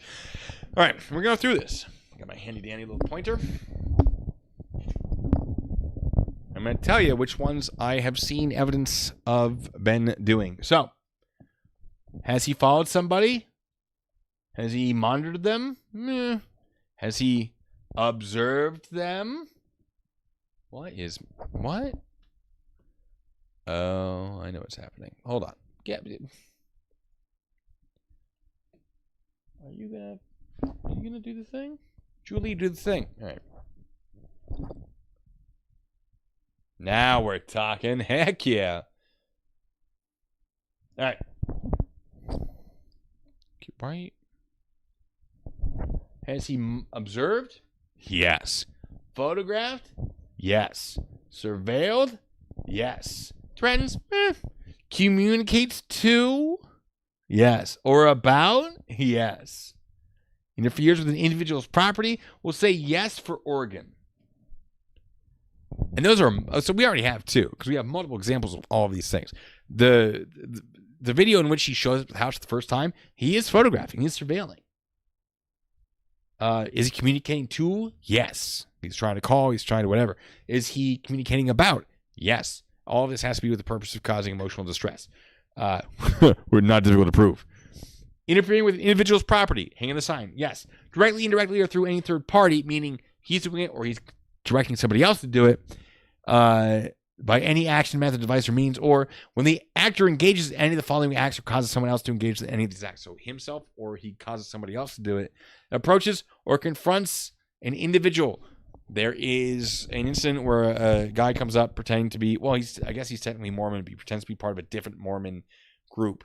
And he's like, oh, yes, I was just trying to contact this guy to ask him about some audio that had been going around. The police are like, what are you talking about? He goes, okay, listen, I met with Ben as Airbnb, and we decided that I would go and confront him. Confront? Literally use the word confront. So Ben caused that. That's another one. Appears at the individual's workplace. Yep, Ben did that with his boys, with trying to film with some spy cameras, a confrontation, I assume, or contacts the individual's employer or coworker. Yeah, I'm pretty sure he's done that. I mean, contacted the coworker with the whole Guinness thing, for sure. Appears at an individual's residence. Oh boy, did he. Or contacts an individual's neighbor. Yes, I believe he did when it came to the sign. That's an iffy one, though. Or enters property owned, leased, or occupied by an individual. Yes, for the purpose of dealing with the criminal, or not the criminal, the civil case. We'll get there. Sends a material by any means to the individual for the purpose of obtaining or disseminating information about or communicating with the individual to a member of the individual's family or household, employer, coworker, friend, or associate of the individual. Maybe, but the closer one would be places an object or delivers an object to the property owned, leased, or occupied by an individual. He had someone deliver a box of rubber chickens. Not only that, he had the box get signed for. And then he states this in a video. Or no, his friend states this in a video in body camera. That is now really... I told you, the unredacted stuff is a little bit better for the police. Ben's friend goes, yeah, what we want to do is take the signature from the package and then put it on a document that says that the trespass notice on the property has been revoked and he agrees not to trespass Ben for 5 years or so. That's kind of insane. You're basically saying, haha, we delivered the thing, we got your signature, now you are no longer safe in your home because you have allowed this harassment to continue on your own property. That, I mean, you're going to tell me that's not harassment and 2 or more harassments equals 1 stalking? Yeah. Really, really bad for him in court, for law. When I say that Ben might be the villain here, legally anyway, that alone is insane. Genuinely shocking that he would do that. Now, we also have the final one that I have on this list. Uses a computer, the internet, text messaging, or any other electronic means to commit an act that is part of the course of conduct, which absolutely is happening because he's communicating a lot of stuff on the internet with the apparent intent. For example, the website we steal from oldpeople.com or whatever it was, he's using the internet to cause emotional distress. And you can say freedom of speech all day, but there is a limit to freedom of speech. It is not, you can do what you can't do and say whatever you want.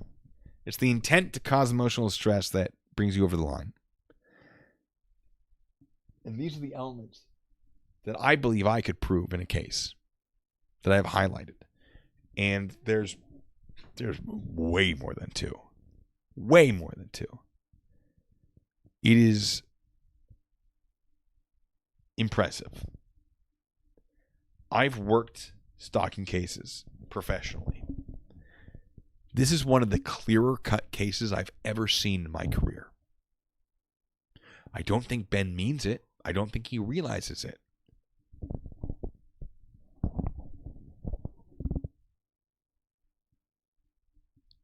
But surely the context matters, right? Because a lot of this can be waved away by saying, well, hold on a second. Wait. He was just trying to serve some paperwork, right? He had some winnings to collect. He got the default judgment.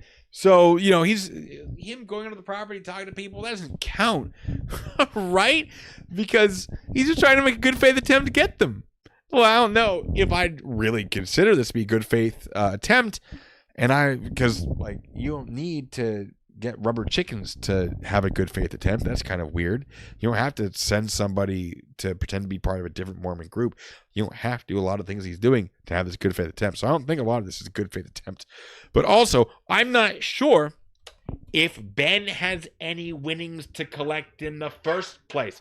This is where it gets really, really good. Also,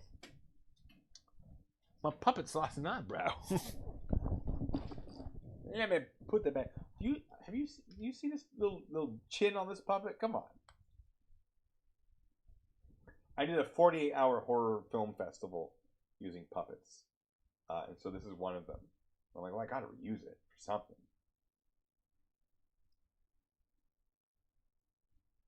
Now, Jess says, I thought it was okay for servers to costume up to serve. Yes, but the Mormon thing wasn't about service, and the UPS thing was not about service.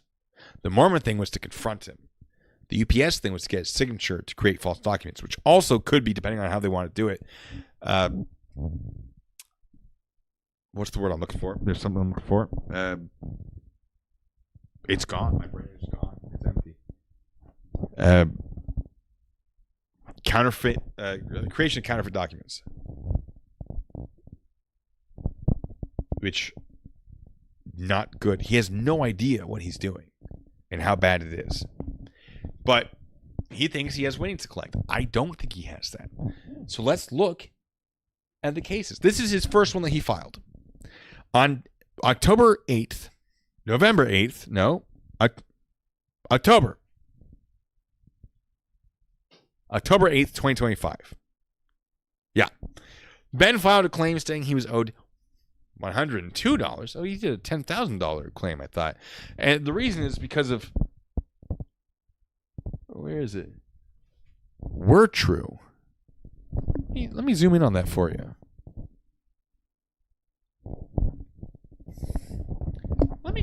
You know what? Let's make this... Let's draw some attention to this. $102? Because were true. That's his first lawsuit. What? He does have a declaration of good faith effort establishing his call to the store, spoken to staff, got nothing out of it. And on 11/4/25, he amended his claim to be for $10,000 instead of $102, which I don't think I have up here.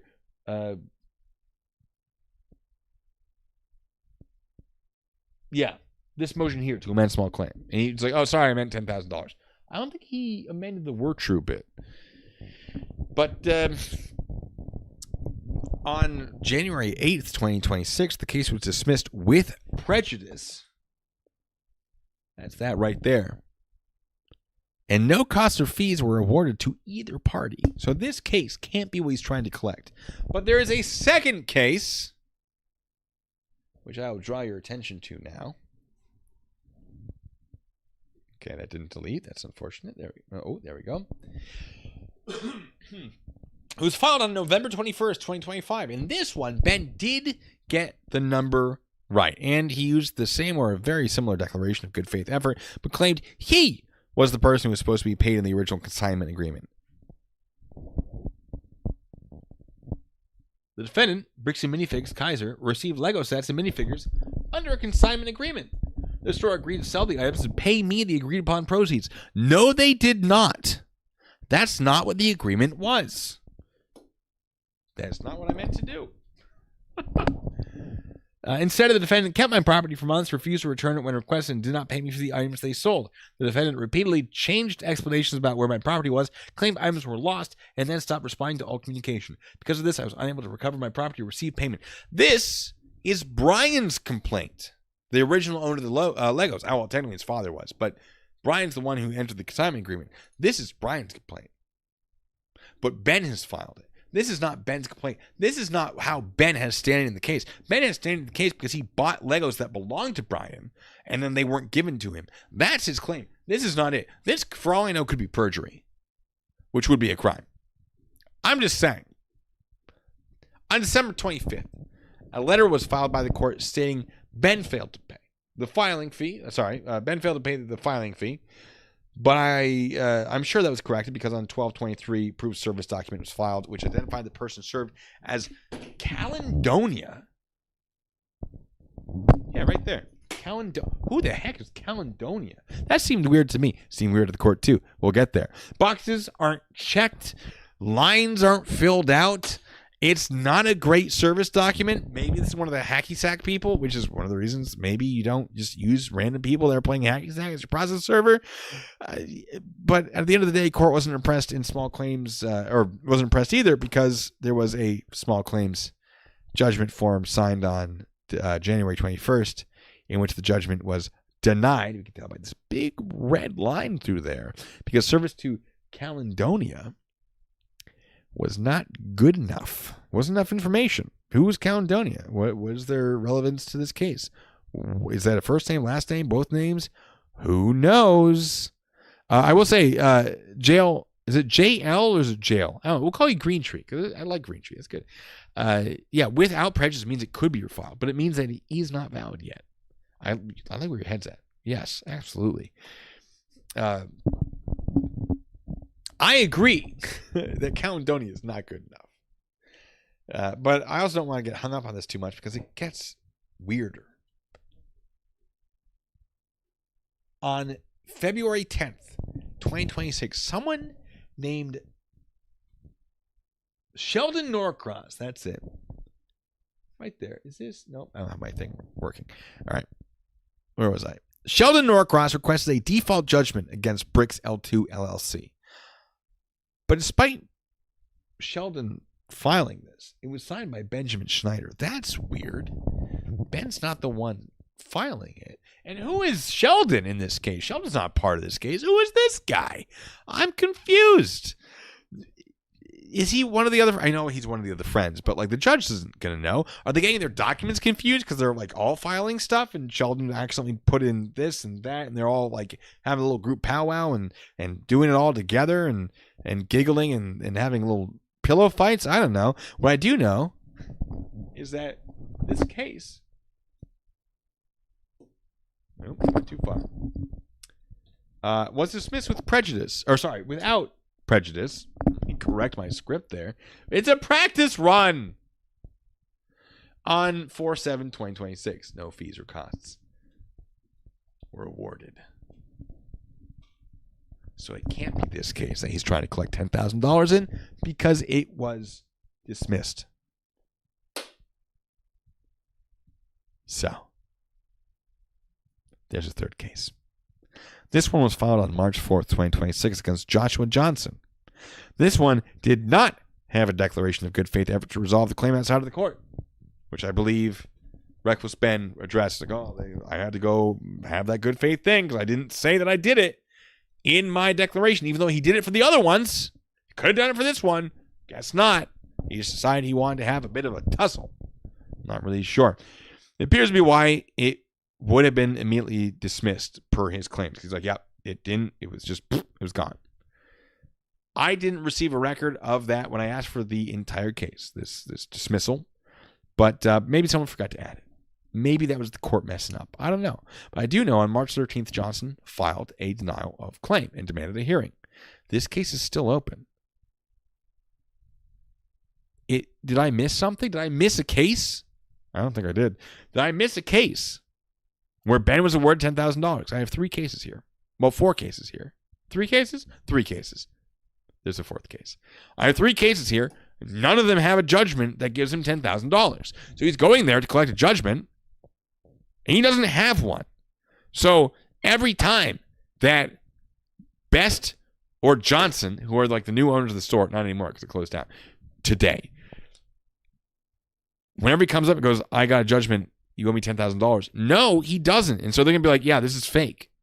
Anything that's coming out of them is fake. So like the legitimate ones, for example, this one, which is still open, they're going to be like, this isn't real. What are you talking about? The other one that you're referencing isn't real. Surely this isn't real either. It makes sense that they'd be like, no, because he doesn't have, as far as I know, a judgment. So he's going out here doing all these things. He doesn't have $10,000 to collect.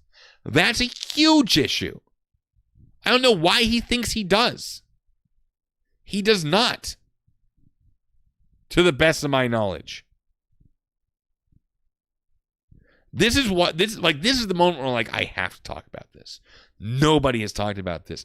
This is like Chili DeCastro level of court filings. And I, as a victim of Chili DeCastro, this struck me very personally.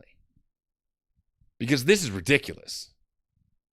Unless I'm missing something. Please tell me if I'm missing something.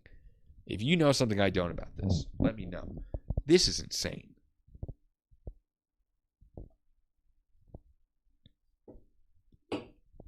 Genuinely shocking to me.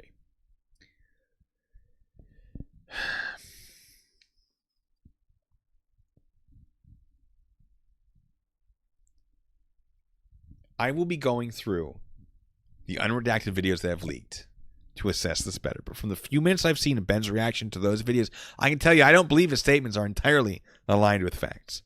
For example, unless I'm very much mistaken, and please provide evidence to prove me wrong, lying to the police is not a felony because he accuses either Best or Johnson of lying to the police when they're like, yeah, there's no lawsuit.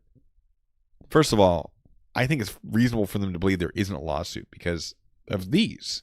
He sort of screwed himself over. Second, lying to the police is usually a misdemeanor, not a felony. So I don't know where he's getting felony from.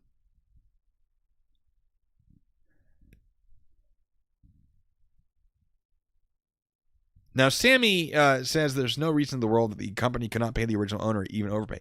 Absolutely true. And I wish they had. I would have loved that. I'm still rooting for that. I'm rooting for the Lego guy. But in the interest of getting the Lego guy the stuff he needs, Ben may actively be hurting it. He may actively be preventing that from happening. That's a problem. Other things that Ben has said, by the way, it's on my script. I'll mention it. He says, police can't touch him if he's in Mexico. American police? That's not true. Mexico extradites. Mexico will extradite Americans back to America. So if it's a big enough crime, like a felony, or RICO, which I believe he's being charged with civilly. I don't know if they'd extradite for civil RICO. If Utah really wanted him, they could get Mexico to deport him or extradite him. He's not untouchable in Mexico. I don't think Mexico would do it. I don't think it's a big enough deal for them to go through the effort. But if Utah's like, we'll pay for it, which I don't know if they would, because his bail was it was less than $2,000 for his bail. So clearly they don't care that much. He's not untouchable. I'll say that. I don't think he's going to have a problem, though. RICO? Drink. It's never RICO. It's never lupus. B&M offered a settlement today. Hell yeah. See, that's what I like to see. Anyway. I don't want you to think I'm telling you not to be on Ben's side here, but I do hope this helps you identify when you are being led to believe something based on facts versus when you're being led to believe something based on emotions. Check what people say. Check what I say. Tell me if I'm wrong. I just ask that you do it politely for the best results. Otherwise, I'll sass you. But if you're like, hey, I'm so sorry. Well, don't apologize to me. Don't be like subservient to me. But like, if you're just like, actually, I think this is the case, and I'll check it. And I'll be like, oh my goodness, thank you so much. Or maybe you're like, actually, that's a good point. But if we look at this context, we find out that bleh. Oh, Of course you're streaming at 6:30 in the morning my time. Oh my God, I don't love this as headphones. It just pierces in my skull. Mogulation. I don't know if I pronounced that right. How long has it been? Also, how do I don't know what that. Hey, thank you so much. I'm so sorry that it's 6:30 in the morning. It's very late. I'm very tired. It's very late for me, but I want to get through this. Hi, welcome to the party. Sammy, so I think we're on the same side. I'm not a fan of B&M in this, or BAM. Not at all. But I try very hard to remove myself from my personal opinions and look objectively at what the law is. I really like Ben's videos. I think he does a fantastic job making them. But also he needs a lawyer. I was watching some of the civil rights lawyer, YouTube lawyer. Well, a lawyer who also has a YouTube channel.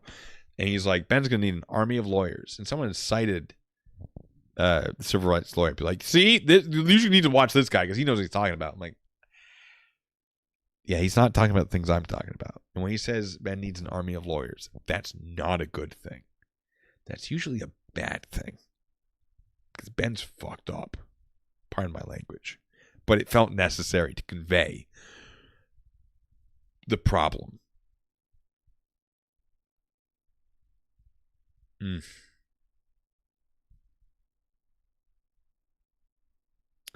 Yeah, it's such a controversial take. I was genuinely like, do I talk about this or not? Like, how do I'm gonna get so, and I got a lot of hate. I got so much hate on my short that I did last night. I got so much hate, but I expected it. I sort of, I was prepared, but I knew it was gonna go over very poorly. But Legal Eagle just released a video today, being like, everyone's sort of wrong about this, and so I think the tides are gonna kind of shift a little bit against Ben. Not maybe fully to where I'm at. Not that I dislike Ben. Just I'm coming out hot, right? But I think people are gonna start to go, wait a second. I should use it. I should have a swear jar. 3:30 for you. Oh my goodness. Yeah, Brian. See, I'm rooting for Brian. That's the only person I'm like definitely rooting for. Although Brian apparently did go into the store and make a bit of a scene, which to be fair, I would have too. I can't really blame him for that. Now, there's a fourth case. I mentioned the fourth case. There's a fourth case. Our Lord and Savior, Taser Daddy. It gets me every time. Mav, do you want the Four Loko thing? It's just so fun. I want to do it again. You let me know. I'm going to keep talking. So there's a fourth case. I only know of this fourth case because I looked up Ben versus, whatever. Ben Schneider, his name. I looked him up and I found those cases. This fourth case didn't show up, but it did show up in one of his videos. So I checked it, and it's against Brandon Best, who's one of the co-owners. It claims of the local store, not like the company, and it claims Brandon took possession of Ben's Legos under an agreement that sounds similar to the original consignment agreement on October 1st, 2025. Which again, I don't think that's accurate. This could be perjury. That is not what the damages are caused by. That is not what gives Ben standing in this case. That is Brian's problem, not Ben's. The store's ownership changed in 2024. Brian sent a notice of cancellation termination in 2024. If the October 2025 date refers to the date Ben purchased the Legos, that's not him entering into a consignment agreement with Brandon. This isn't as bad as the earlier statement that might be perjury, but it might still be perjury. So either Ben knows he isn't telling the truth, or he's not telling the audience the truth, or he thinks this is true and he is in way over his head. I have a bit, man. Hold on. Oh, what's that, Train? You have a little message for? Oh, let me zoom out. Sorry. Let me give you that in full. It's a practice run. All right. I have a trade. What's that trade? You have something for me. Are you serious? I'm being told, and yeah, it appears to be. This case was filed by Sheldon Norcross. Is Ben showing us the wrong case in his video? Is he filing for someone else? Well, that might be unauthorized practice of law. You know what? No. It's probably maybe something got tangled up in the editing, and they showed that instead of the actual thing. Yeah, we're just not going to worry about it. But this was filed a month later anyway, so I guess there were only 3 cases when all this stuff was happening in Utah, and none of them seem to corroborate what Ben is saying about him being owed $10,000. All right. Mav wants the Four Loko thing. I love the Four Loko thing. I'm very happy with it.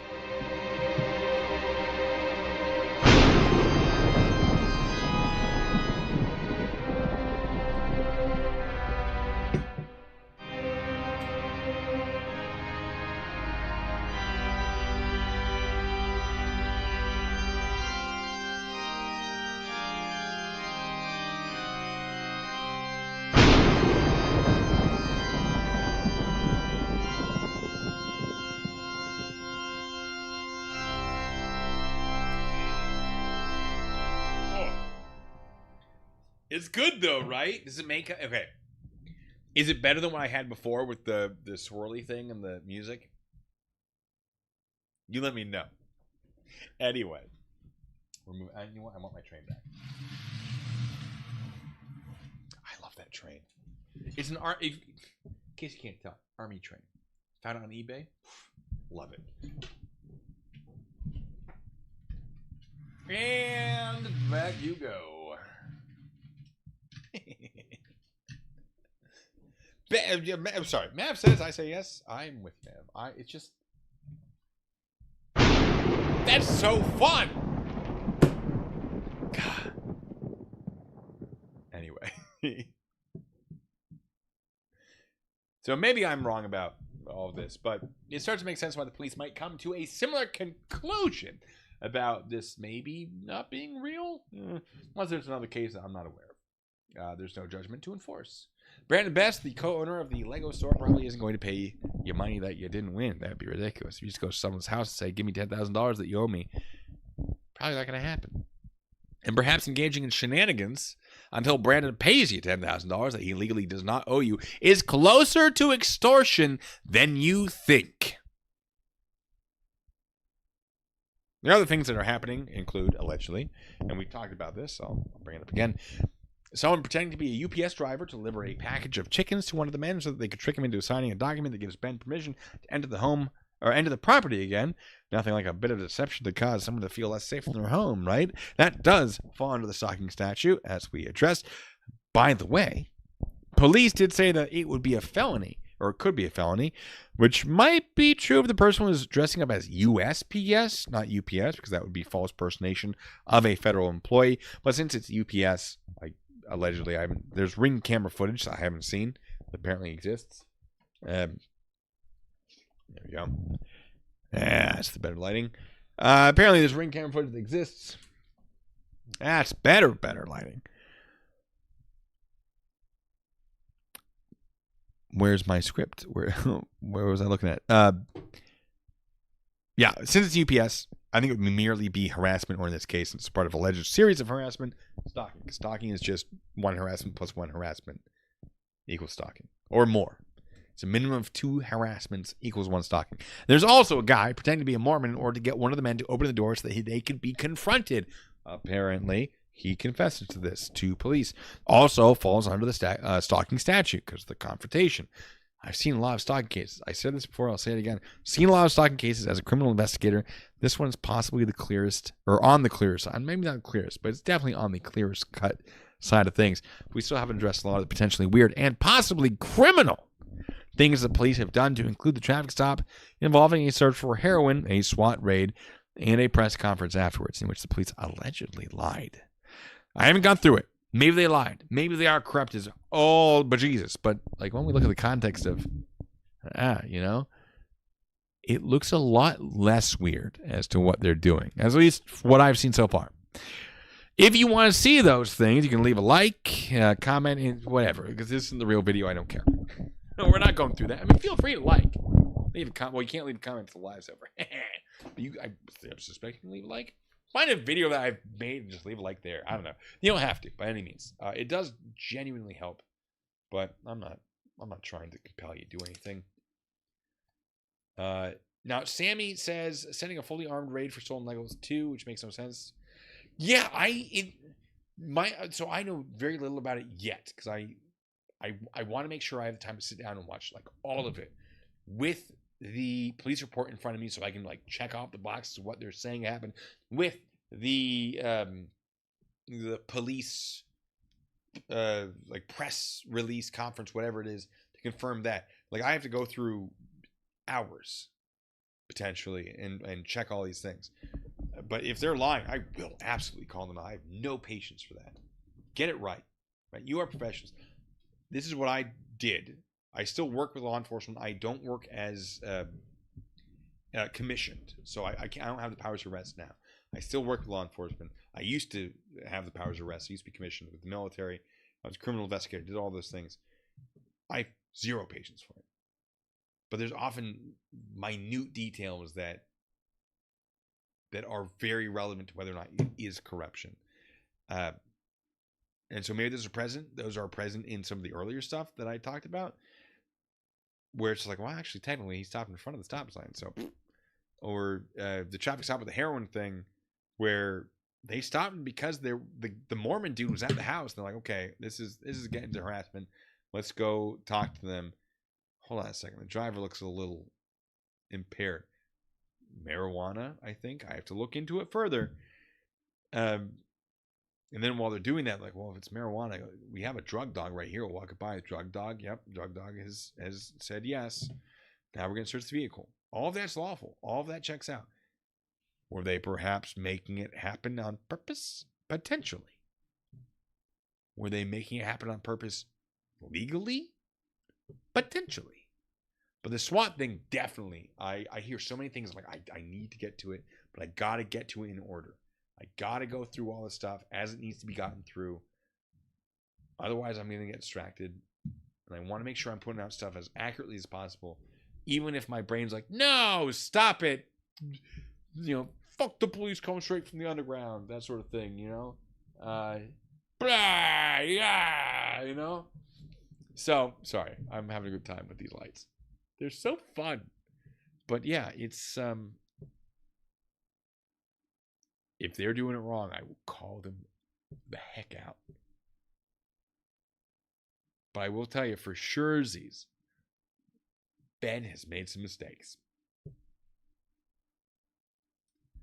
Jackson says, pot should be federally legal. I don't smoke, but I do live mile high. Stupid that's illegal. I agree. I don't smoke marijuana. I can't smoke marijuana. I don't know that I would if I could. Maybe. I don't know. Maybe I'd try it. I personally, and I was counter narcotics in the military. I investigated drug use. I think alcohol is worse than marijuana. People are like, well, it's a gateway drug. That's why it's bad. It's a gateway drug because it's illegal. My personal opinion. You make it not illegal, and like once you cross that threshold into illegal drugs, you feel more comfortable on the other side of that threshold. You make marijuana legal, it's not worse than alcohol. We just become very used to alcohol. So we become very used to marijuana. Where's the threshold? Threshold drug being once you use it, you're more likely to do harder drugs like heroin. I don't necessarily agree. Mav, no! Stop it! I'm just very tired. That's my excuse. Stop that. You and... Oh, no. Oh, who hit that button? Such a fun button! I love it so much! Mrs. Tom, I trust you to know.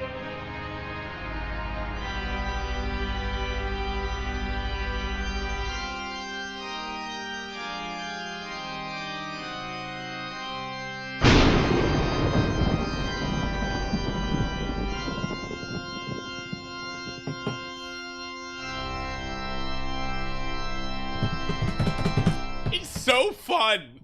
I love that so much. Sorry, it is a loud button. Thunder, loud.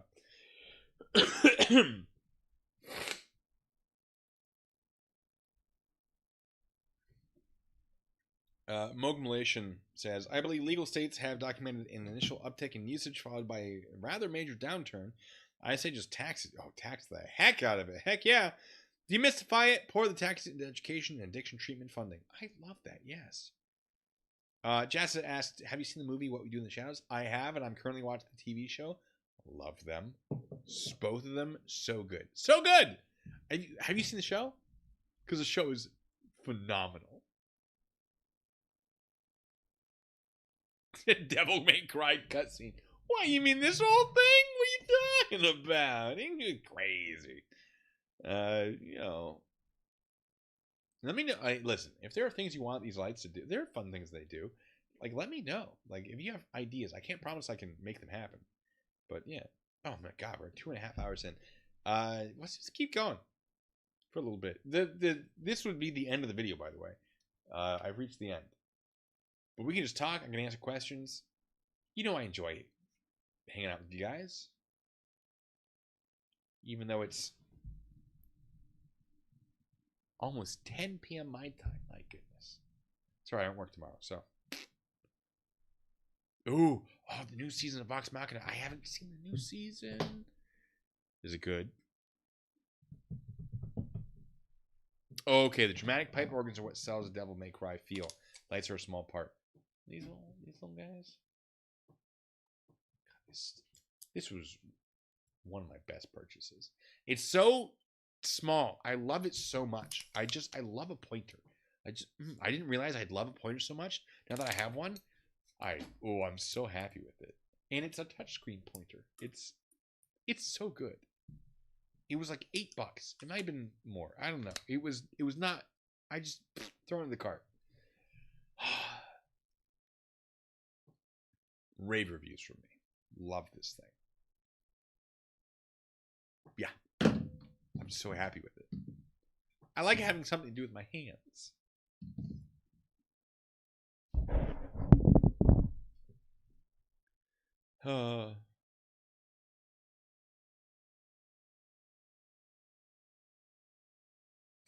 Mav says, I've never had to fight anyone on marijuana, but cocaine and meth more times than I can count. Fair. Let me fix my light. Sorry. Yeah, like marijuana, they're just super chill, right? Like alcohol. People are much more fighty on alcohol.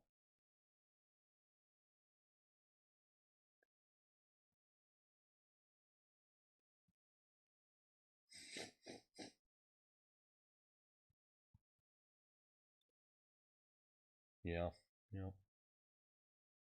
I have not watched Better Call Saul. I've not watched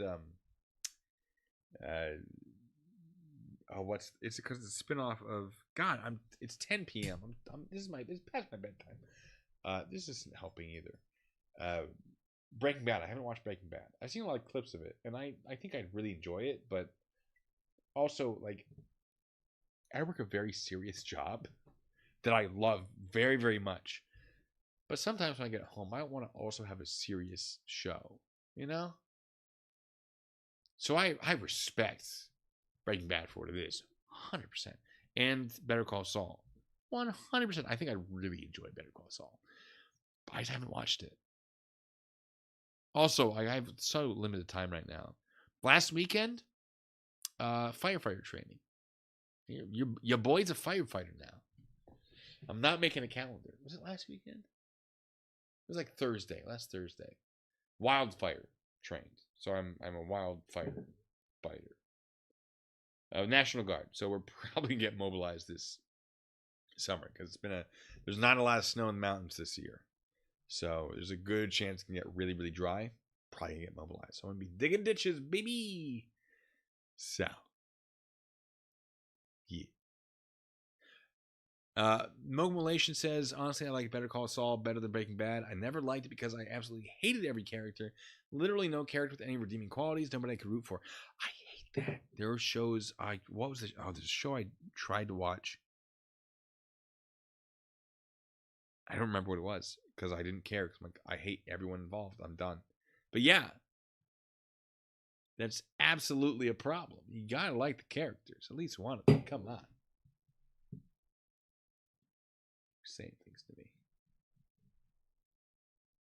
Mogul, are you in my stream? Or are you just talking? I see. It makes sense now. Copy that. Colorado's in a drought for the first time in my life because we didn't get 7 to 8 feet of snow expected over winter. Yeah, but what's the isn't the salt like Utah? Speaking of Utah, Salt Lake is drying up, and they're like, "Oh, we're building a data center, so we're gonna use all the rest of the water or something." Listen, so a data center's water doesn't just disappear; it still gets processed and used and then put back.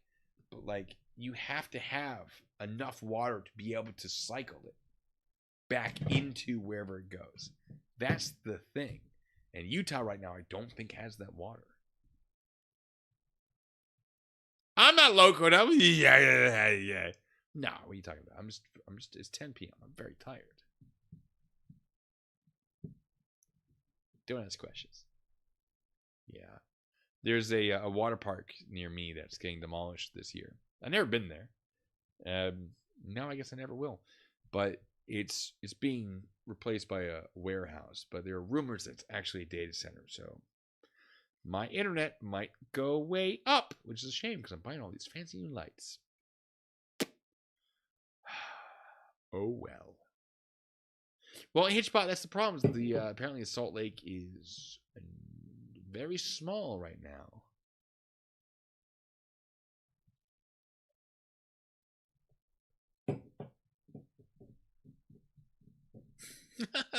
Green tree, yeah, that's fair.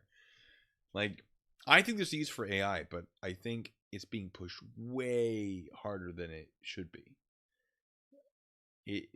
It's insane. Like, there's a use. But stop putting it in everything. It doesn't need to be in everything. Come on.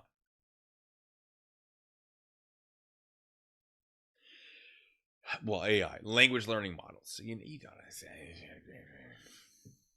You know what I mean. Anyway, what we got, chat? What we got? Hit me with the good stuff. Ah, shit.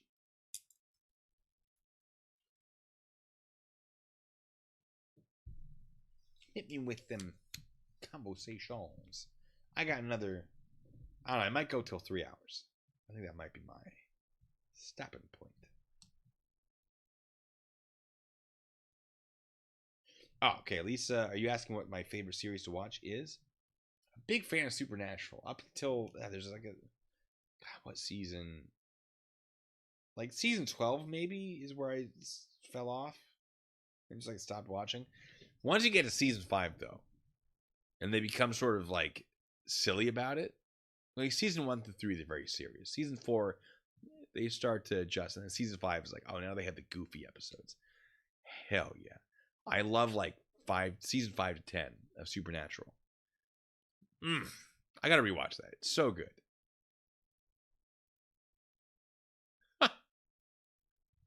Jazza says there was a New Zealand shoe company. I think I remember reading about this. They said we're going to AI, and then their stock went from $2 to $20 and then crashed.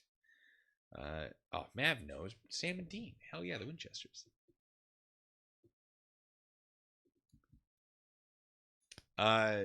Mog emulation, I think is actually how it's pronounced. I'm looking at it now that I know things about things. If you know what you're doing as a programmer, nothing wrong with using it as a tool in your arsenal. I've used it to help me with a couple of things. I'm not a good programmer, but I definitely used it to be like, hey, I think I understand these concepts. Explain it to me. But replacing voiceover people, writers. There's who it was, Seth Rogen. Someone, no, maybe not. So there was someone in Hollywood's like, listen, I review scripts all the time. You bring me one that's AI, it's gonna be garbage every time. Like, it's always garbage. AI doesn't know how to write a script. And she's like, yeah. Like, it's useful to help. Like, if I want to be like, hey, AI, I don't generally do this. I don't know if I've ever done it for my channel. I know people do. Give me ideas for videos. I have no shortage of ideas. There's nothing but rabbit holes out there. The problem is there are too many of them. But like, you know, give me some ideas and then create it from there on your own. Like, it is a useful tool, but people are using it only. It's like, no. It's a supplemental thing, not a primary thing.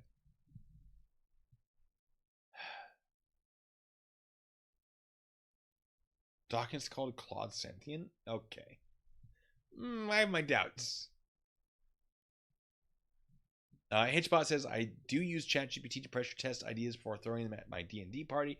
My ideas, but I miss details sometimes. And, my ideas, comma, but I miss details sometimes. I don't want to make it an escape-proof death spiral. See, that makes sense. That makes absolute sense. I like that.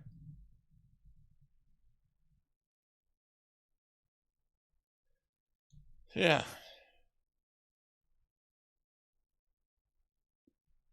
Yeah, Judy says everyone knows Jensen Ackles because of The Boys. Wrong. He's from Supernatural. Come on.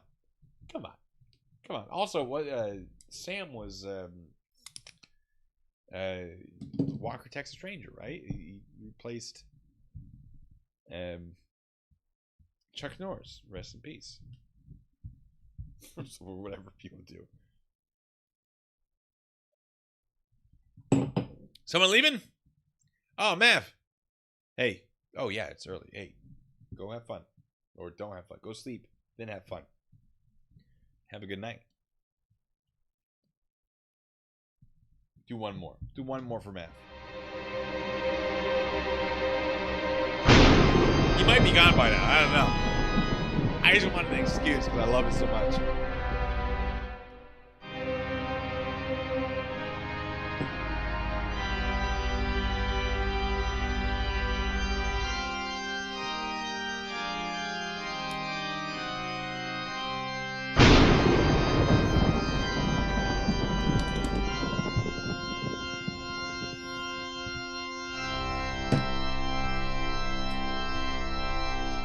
So good. I think there was an episode of Supernatural where they made fun of Jensen being in Days of Our Lives, right? What's that? Am I making that up? He's in Smallville? I can see that. I never watched Smallville. I don't, OITNB? Orange is the New Black. That's what it is. Never seen it. I know. There are a lot of movies I haven't seen The Godfather. People are shocked by that. I'm like, who has the time? I want to. One of these days I will. I'm out here making my lights do weird things. It takes up a lot of time making it happen. That's why I was late to this stream. Things just break. They just don't turn on.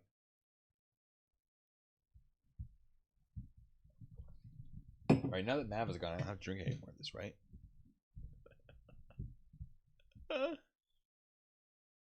Oh no, Norris was anti-LGBT. Well, he's dead now, so I guess that's what he gets.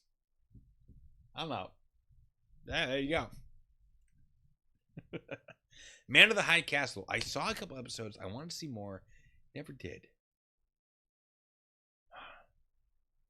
One of these days. Lord of the Rings Fellowship Extended. I don't think I've ever seen the extended versions. One of these days. Hey, good night, Sammy. Yep.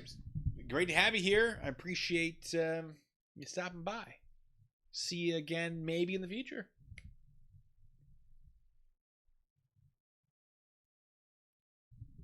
All right, what else we got, folks? Come on, chat. Give me what you got. I'm ready for it. Hitchbot says, High Castle, that's the one where Germany won World War II, right? Yes, that's the alternate history where it's like the resistance.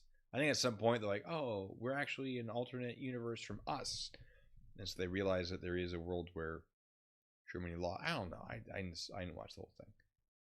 I got to go back to it,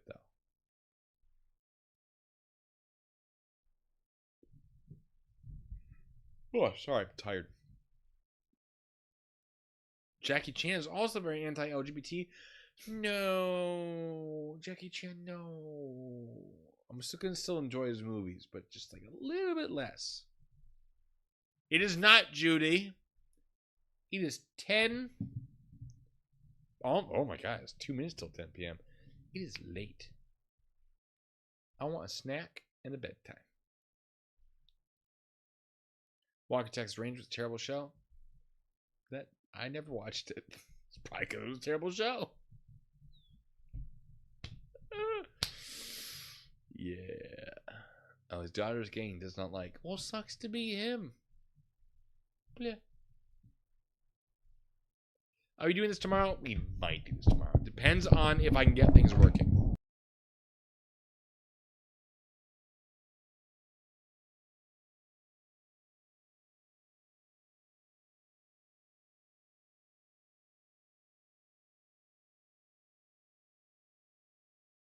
There. Hi. Is it working? It is working. Okay. Oh, Stargate SG-1. Yes. Okay, Stargate Atlantis. Super goofy. Enjoyed it very much. What did that have been like 2011 when I watched that? That was a fun show. Stargate SG-1. Solid. Atlantis. Very silly. Did that one have oh, what's his face? Who ended up playing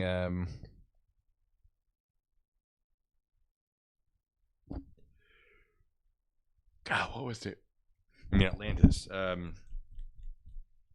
The superhero that's like ocean powers. It'll come to me. Jason Momoa. That's the one. Yes, he was in Stargate Atlantis. That's my I never watched Babylon 5. Should I watch Babylon 5? Lisa says, fuck Stargate. Lisa. No. Liz, no. Oh, Fringe. Yes. I don't think I ever watched the final season. Oh, boy. Another sci-fi show. Eureka. Eureka's fun. Warehouse 13, also solid. We're just talking about nerdy.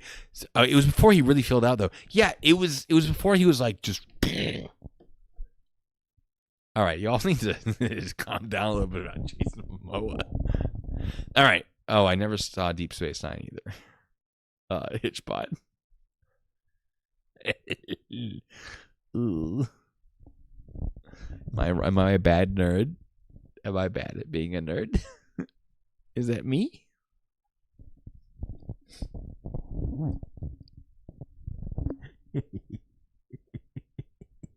All right, Babylon 5 is good. Okay, I should watch it. Oh, there's one that I've been meaning to watch. Red Dwarf. I gotta watch Red Dwarf. Didn't they reboot it recently? Highlander reboot? What? Green Tree says Eureka was decent, not my favorite, but would watch again. It was just fun. It was Resident Alien. Sorry, I'm snapping a lot. Resident Alien. It's been a lot of fun with guy who plays what's his face in that show. Oh God, what's his face in that show? Firefly. He's the pilot in Firefly. Red Shoe Diaries. I have no idea what that is.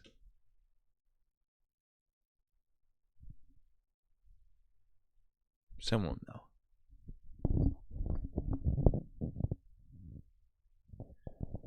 The guy from the thing. Henry Cavill's gonna be the new Highlander. Good. He's great. I love him, and I don't think I've ever seen him in anything that I was like, that's bad. He's always good. Alan Tudyk, that's the one. Yes. Also Adam Baldwin. Oh, what's the one with Adam Baldwin? Where the guy has like the thing encoded into his brain. Chuck. Chuck was fun. Very goofy, but fun. Tucker and Dale versus Evil manga emulation. I love that movie. Not much of a horror guy. Love that movie.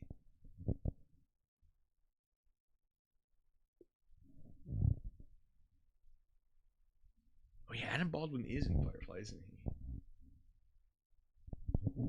It's fair. Right? Give me more TV shows, guys. I need more TV shows to watch. Ghosts. Been enjoying Ghosts. Ghosts is pretty good. For those of you who haven't seen it, worthwhile. I've been watching the American version. I don't know about the British version. The American version, solid. Oh, The Mentalist and Numbers. I watched Numbers as a kid. Mentalist, I liked Mentalist a lot. And then there was Psych. I'm like, oh, Psych's just a copy of Mentalist, which I actually think is the other way around. Then I watched Psych. Loved Psych as an adult. Oh, the best finale I've ever seen in a TV show. Now, then they made like 2 movies or whatever it was. I haven't seen them yet. I'm going to go see them. They're so good. I need to watch The Mentalist, though, because it's a fun show. Misfits. Oh, I know Misfits. I've heard Misfits. I've watched all of Monk. Hated the movie. The movie is just like a... Monk is so good. Monk is maybe one of the best detective shows on TV. Just because everything is so fresh. They're so clever with all of their ideas. Yeah, just so good. The movie, though, which is kind of depressing, it was like an episode, and they just expanded the episode and just put in a ton of filler. It was not good. Didn't love it. It was fine. It would have been a fine episode and episode length. Didn't need to be a movie. Oh. Misfits, huh? Crap superpowers. I didn't know that. I never watched Columbo. I know of Columbo, haven't watched it. Oh, Red Shoe Diaries was an erotic series hosted by David Duchovny. I see. What? Lisa, what are you watching? Good Omens. Oh, that's on my list. That is absolutely on my list. I definitely want to watch it. I chose to prioritize Sandman instead. Because I'm like, okay, I'm going to watch one of these. I want to watch them both at the same time. Pick one first. Watch Sandman. Enjoyed it mostly. But yeah, Good Omens. Definitely got to watch it. Jess, don't you dare ruin Red John for me. Haven't seen Californication. Oh, Preacher. I haven't made it to the first episode because there's such some law stuff that's so unbelievably bad. I'm like, nope, done. But maybe that might be the point. I've talked about this actually on a video before, where maybe that's the point, is that the police are bad at law. I'm looking at this going, that's not how that works. What's the show with the guy from The Office? Jim from The Office, but he plays the CIA analyst. It's so good. The first season is so good. Second season, also very good. And then, like, the later season just becomes your sort of more generic spy thriller. But, like, the first seasons where he's, like, being dragged into that world, God, so good. What is it?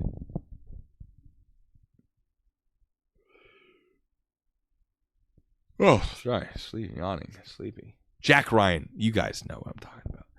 Jack Ryan series. So good. Oh, I gotta go back and watch, what's the movies had... I read the books. Don't remember the books. They're going to come to me. Da Vinci Code. The movies had Tom Hanks. There's a show out. I saw the first season. I assume there are more seasons I haven't gone back to watch. Loved that. I didn't think Tom Hanks was the right role for... or right person for... I love Tom Hanks. Don't get me wrong. I don't think he was the right role for the professor. Langley? Am I wrong about that?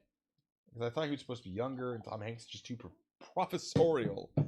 Phenomenal actor. Love Tom Hanks. But just not the person I envisioned for it. And the TV show, I think, did it a little bit better.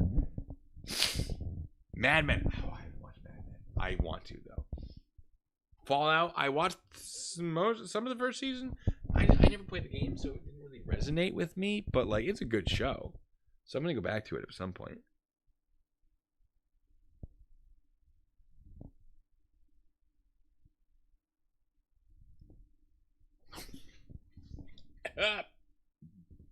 It's terrible.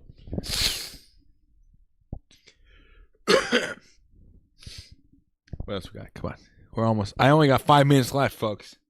Hit me with your good stuff, or any conversation really in the next 5 minutes. I like talking to you guys. I like hanging out. It's a good time. Goliath. I haven't seen Goliath. What is Goliath? Da Vinci Code and whatever the sequel was called were both very silly movies that take themselves way too seriously. A little bit, yeah. Like the books are super fun, and there were a bunch of books. I enjoyed the books a lot. They were ridiculous, but in a good. I mean, I was a kid when I read them, so what do I know now? But yeah, the movies. I enjoyed the movies. I just didn't think Tom Hanks was the right choice. The shows are fun. Listen, I make this very clear. I liked the Da Vinci Code movies. I liked Tom Hanks in it. It just wasn't what I was picturing when I read the books. You know what I'm saying? Lincoln Lawyer. Oh, I keep seeing clips of Lincoln Lawyer. Suits. I feel like Suits might be a little too ridiculous.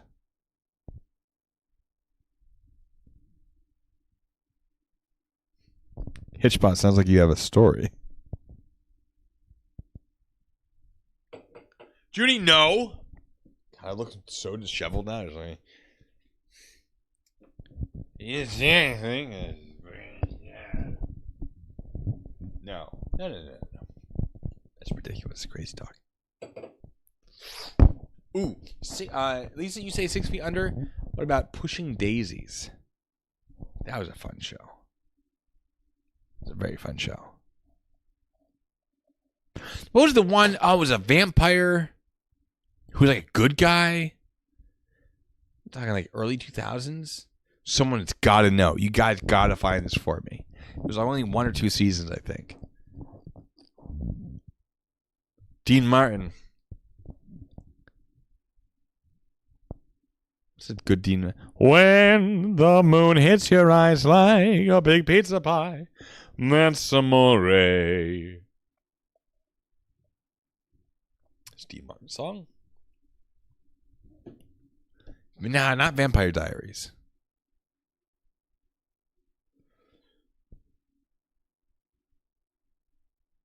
Not True Blood. Being Human.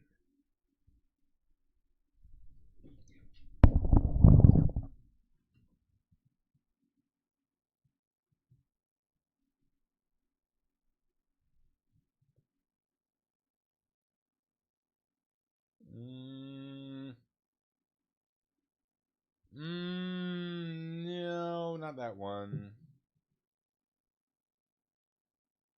Vampire Doctor, Forever Night, no.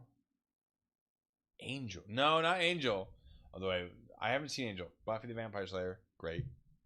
Not Forever Night. I don't know what Forever Night is. Early, I feel like it was Vampire Detective, maybe.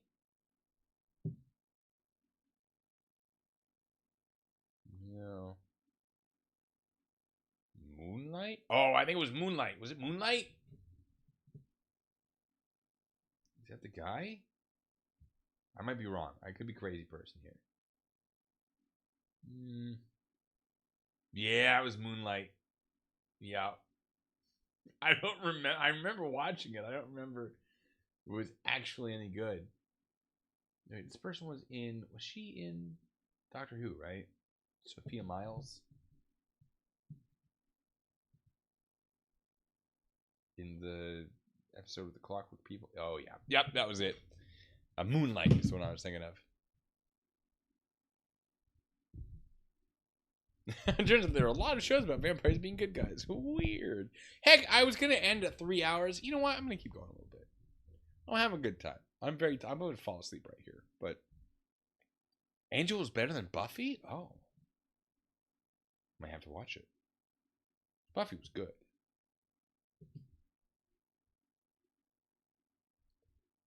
Has anyone here seen Moonlight? You know what I'm talking about? Moonlight, not moonlighting. Oh, I love Bruce Willis. What's the show with Bruce Willis? The spy show. Burn Notice. Burn Notice is so good. It's like the someone almost in the industry. I say that as if that's true. I work in military intelligence, so like, I'm not that far away. The premises are ridiculous, but a lot of the like, here's what you have to do this thing is solid. I have to rewatch it to check. I'm not going to say like it's correct 100%, but whoever was writing those episodes was doing their research.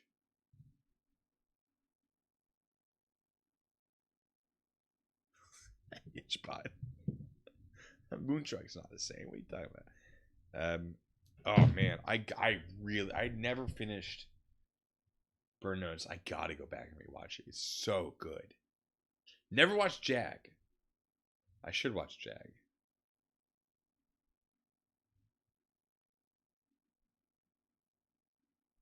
Yeah, Bruce Campbell's just so fun.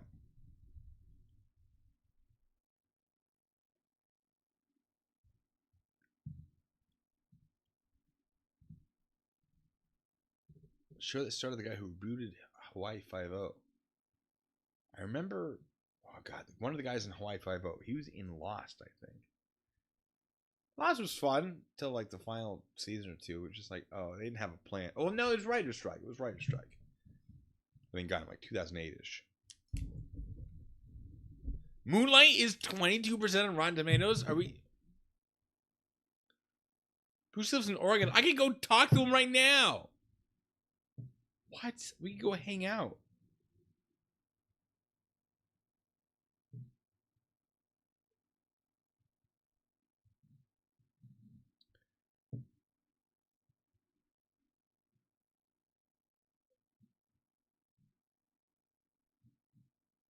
I mean, oh, yeah. It's not rated well. I enjoyed it as I was a kid, though, to be fair. Damn.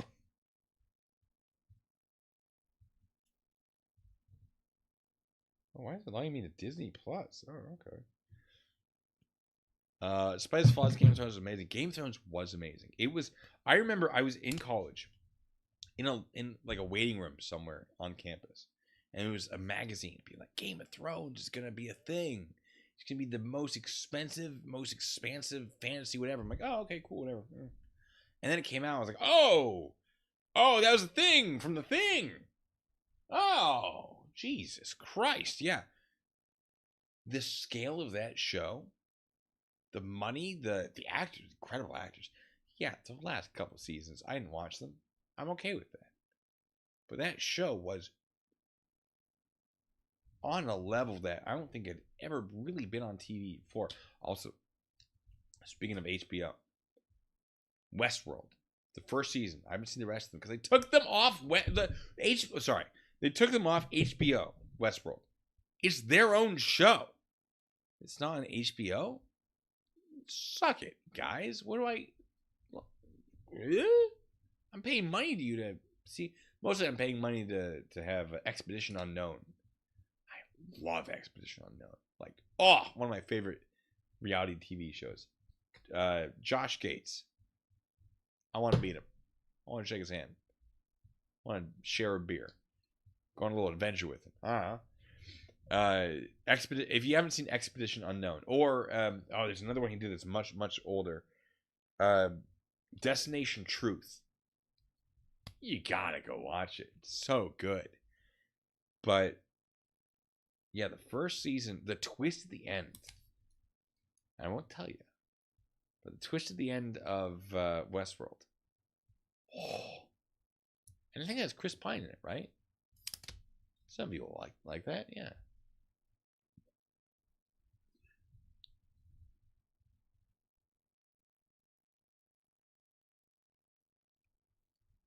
Ben Barnes, yes.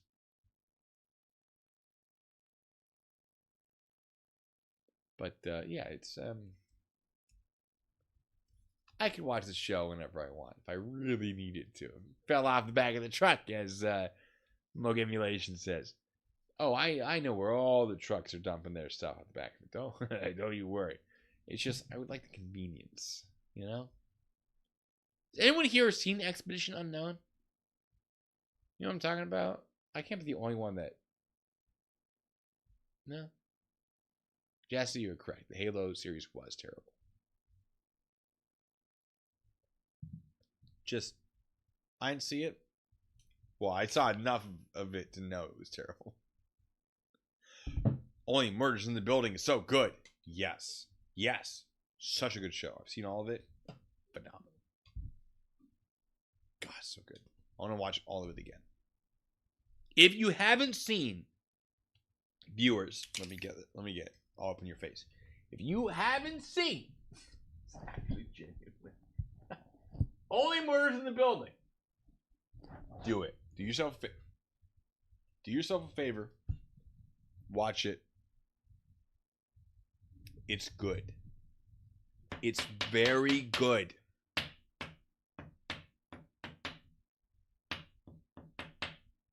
We enjoying that? We having fun with that? Do it!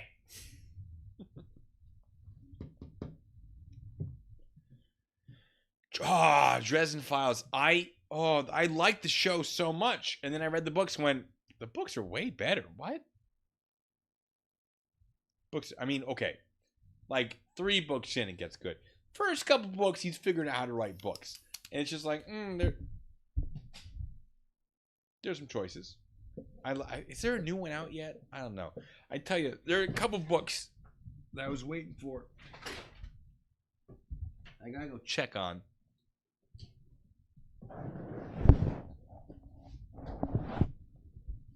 One, I gotta see if there's new Dresden Files. 2, it's the Lies of Locke Lamora, that series. The Lamora, whatever that series is. Oh my god. Favorite book series ever. Let me pull it up, because you guys deserve to know about this. It's, the world needs to know.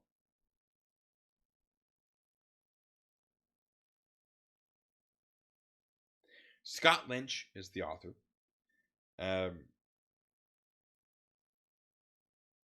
It's the Gentleman Bastards series, is what it is. And it's basically like 1600s-ish, like fantasy Venice-ish. Like not Venice, but like fantasy Venice. And it's like Ocean's 11 in 1600s Venice, but there's also just a little bit of magic. And it is phenomenal. I genuinely think my favorite book series of all time. And I don't know if you guys have ever heard it. Please tell me you've heard of it. If you've heard of it, please let me know. I'm going to drink a lot of wine. Don't you worry.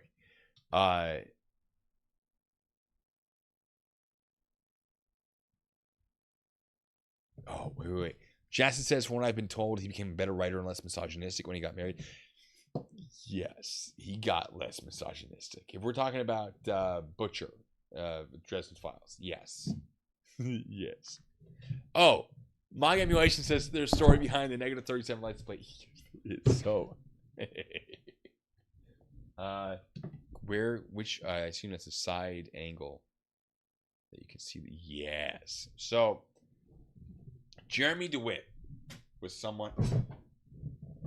I almost just died. Jeremy DeWitt is a guy I did an enormous. It's sort of what got my channel anywhere. You know, not a big channel now, but at the time I was a nobody, and it got attention. It got me on Dr. Phil, actually. Uh-oh.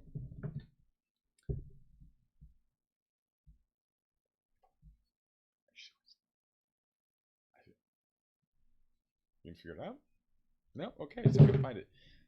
My wallet's in my pocket. I accidentally hit the Find My Phone thing. Tiles. They're great. Love them.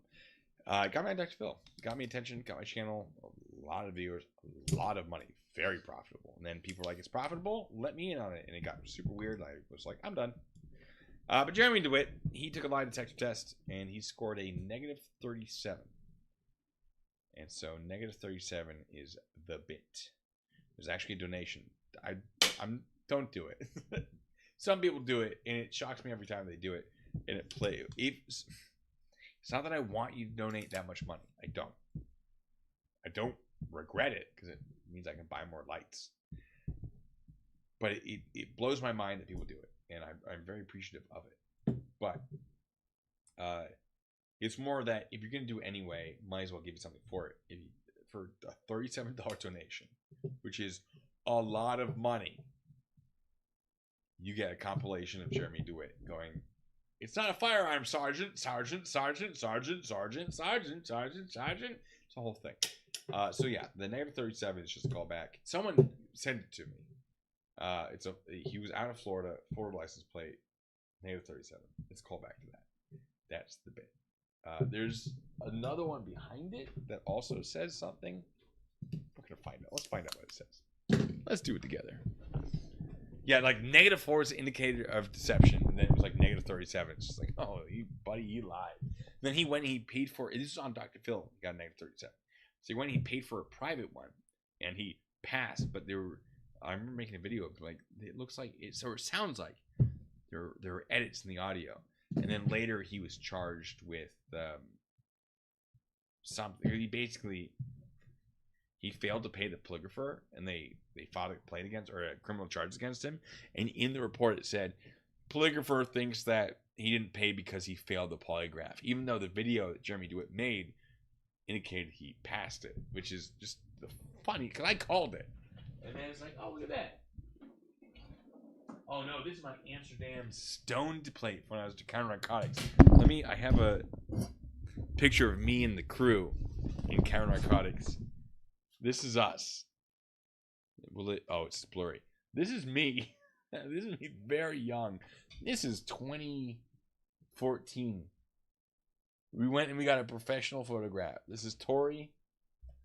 I don't know if I should. Well, no, there's the license plate right there. I don't know if I should be giving you their names, actually, now that I mention it. That's not a firearm, Sergeant. Sergeant. Which one of you did that? Mav, you son of a bitch. Okay, I'm out for real. Also, Black Sails was a good show. Black Sails was good. I haven't finished it. It was a good show. God, that scared the shit out of me, dude. Because the bone conducting.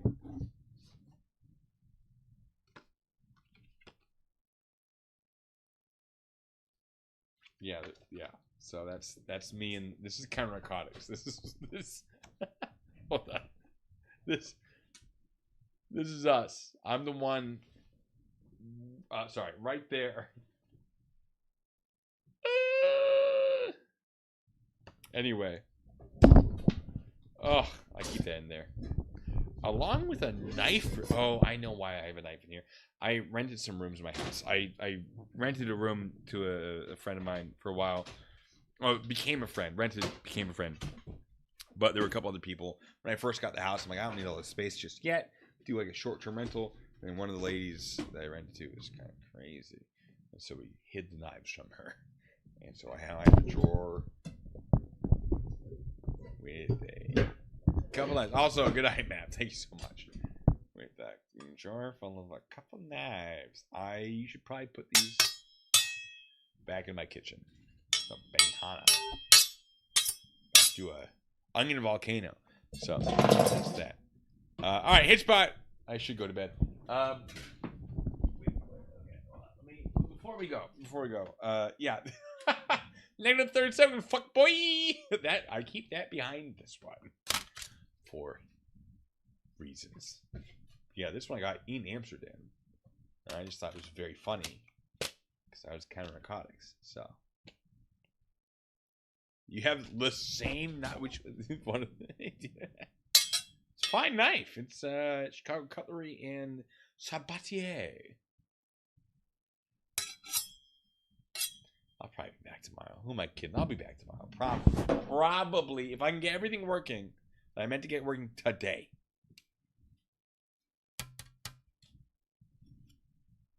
F boy. Thank you, Matt, by the way. That's gonna, you know what? I'm gonna buy a third light now because of you. I appreciate that.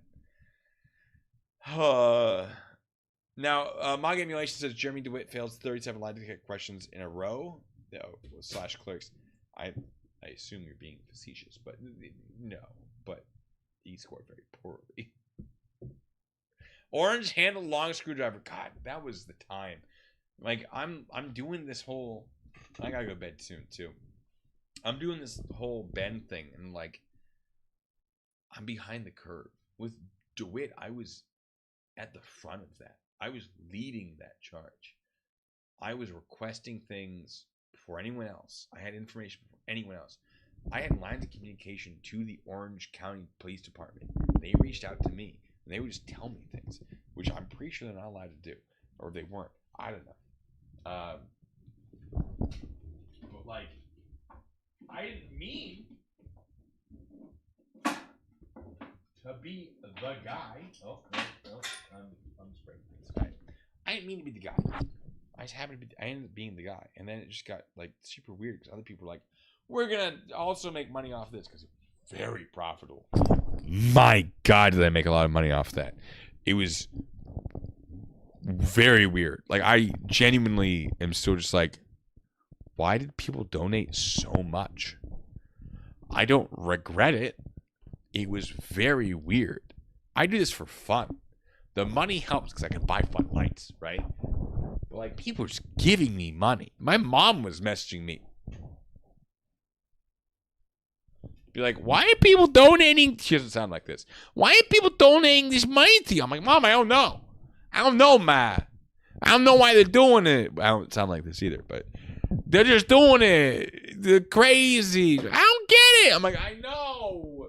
Baba the bing the baba the bop. Right. So that was its own thing. It was a weird time. It was a great time. It was very chaotic, and I was one of the people leading the charge. And so now I'm in this. I'm like, oh man, I'm so far behind. It's not like that at all. I'm catching up. I'm not leading it. I got to. I mean, I'm leading this angle of it, but like, I'm in the back. Like, oh no, stop releasing more things for me to have to look at. Nah. Oh, it's true. Anyway, where was I? Am I from Joy Sebastian or New York Blue? Will never tell. I know actually where you're from. I found you that one time from that photo. I geolocated you. I'm professional. Well, was that you or was that one of the other ones?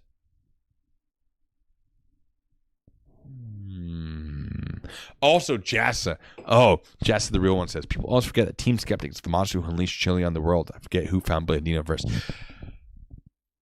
You're absolutely correct. I found chili through Team Skeptic.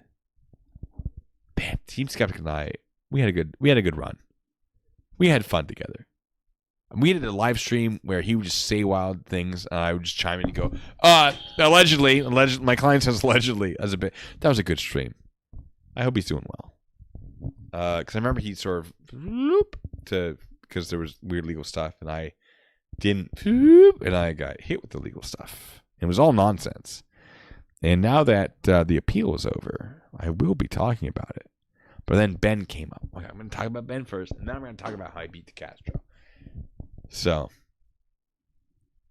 yes, from Denver, Colorado. The old Coloradoans. But yeah, we can blame Team Skeptic for the Castro, absolutely. It's his fault. Right? God, I was such a baby. I was like, oh, this guy isn't crazy. Not that I'm calling him crazy. I didn't think he'd actually sue me, though. I thought he was bluffing.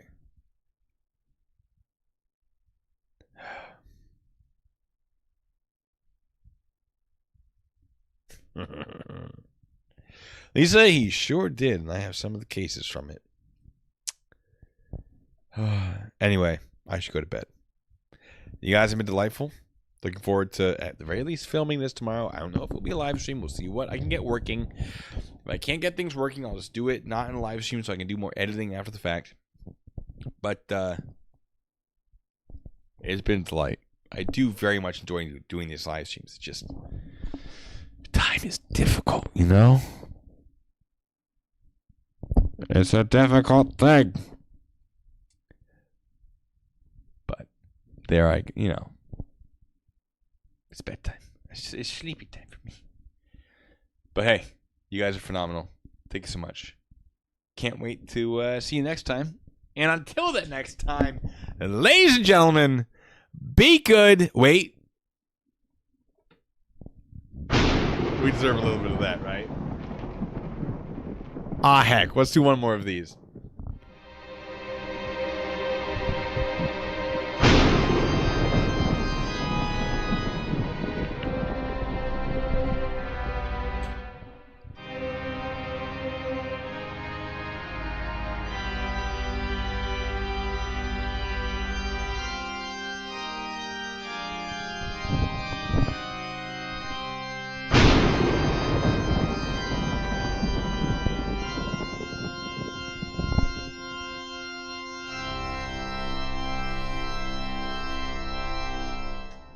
Train Truth saying goodnight as well. Hey, all of you, thank you for being so fantastic as always. Until the next time, ladies and gentlemen, be good, stay safe.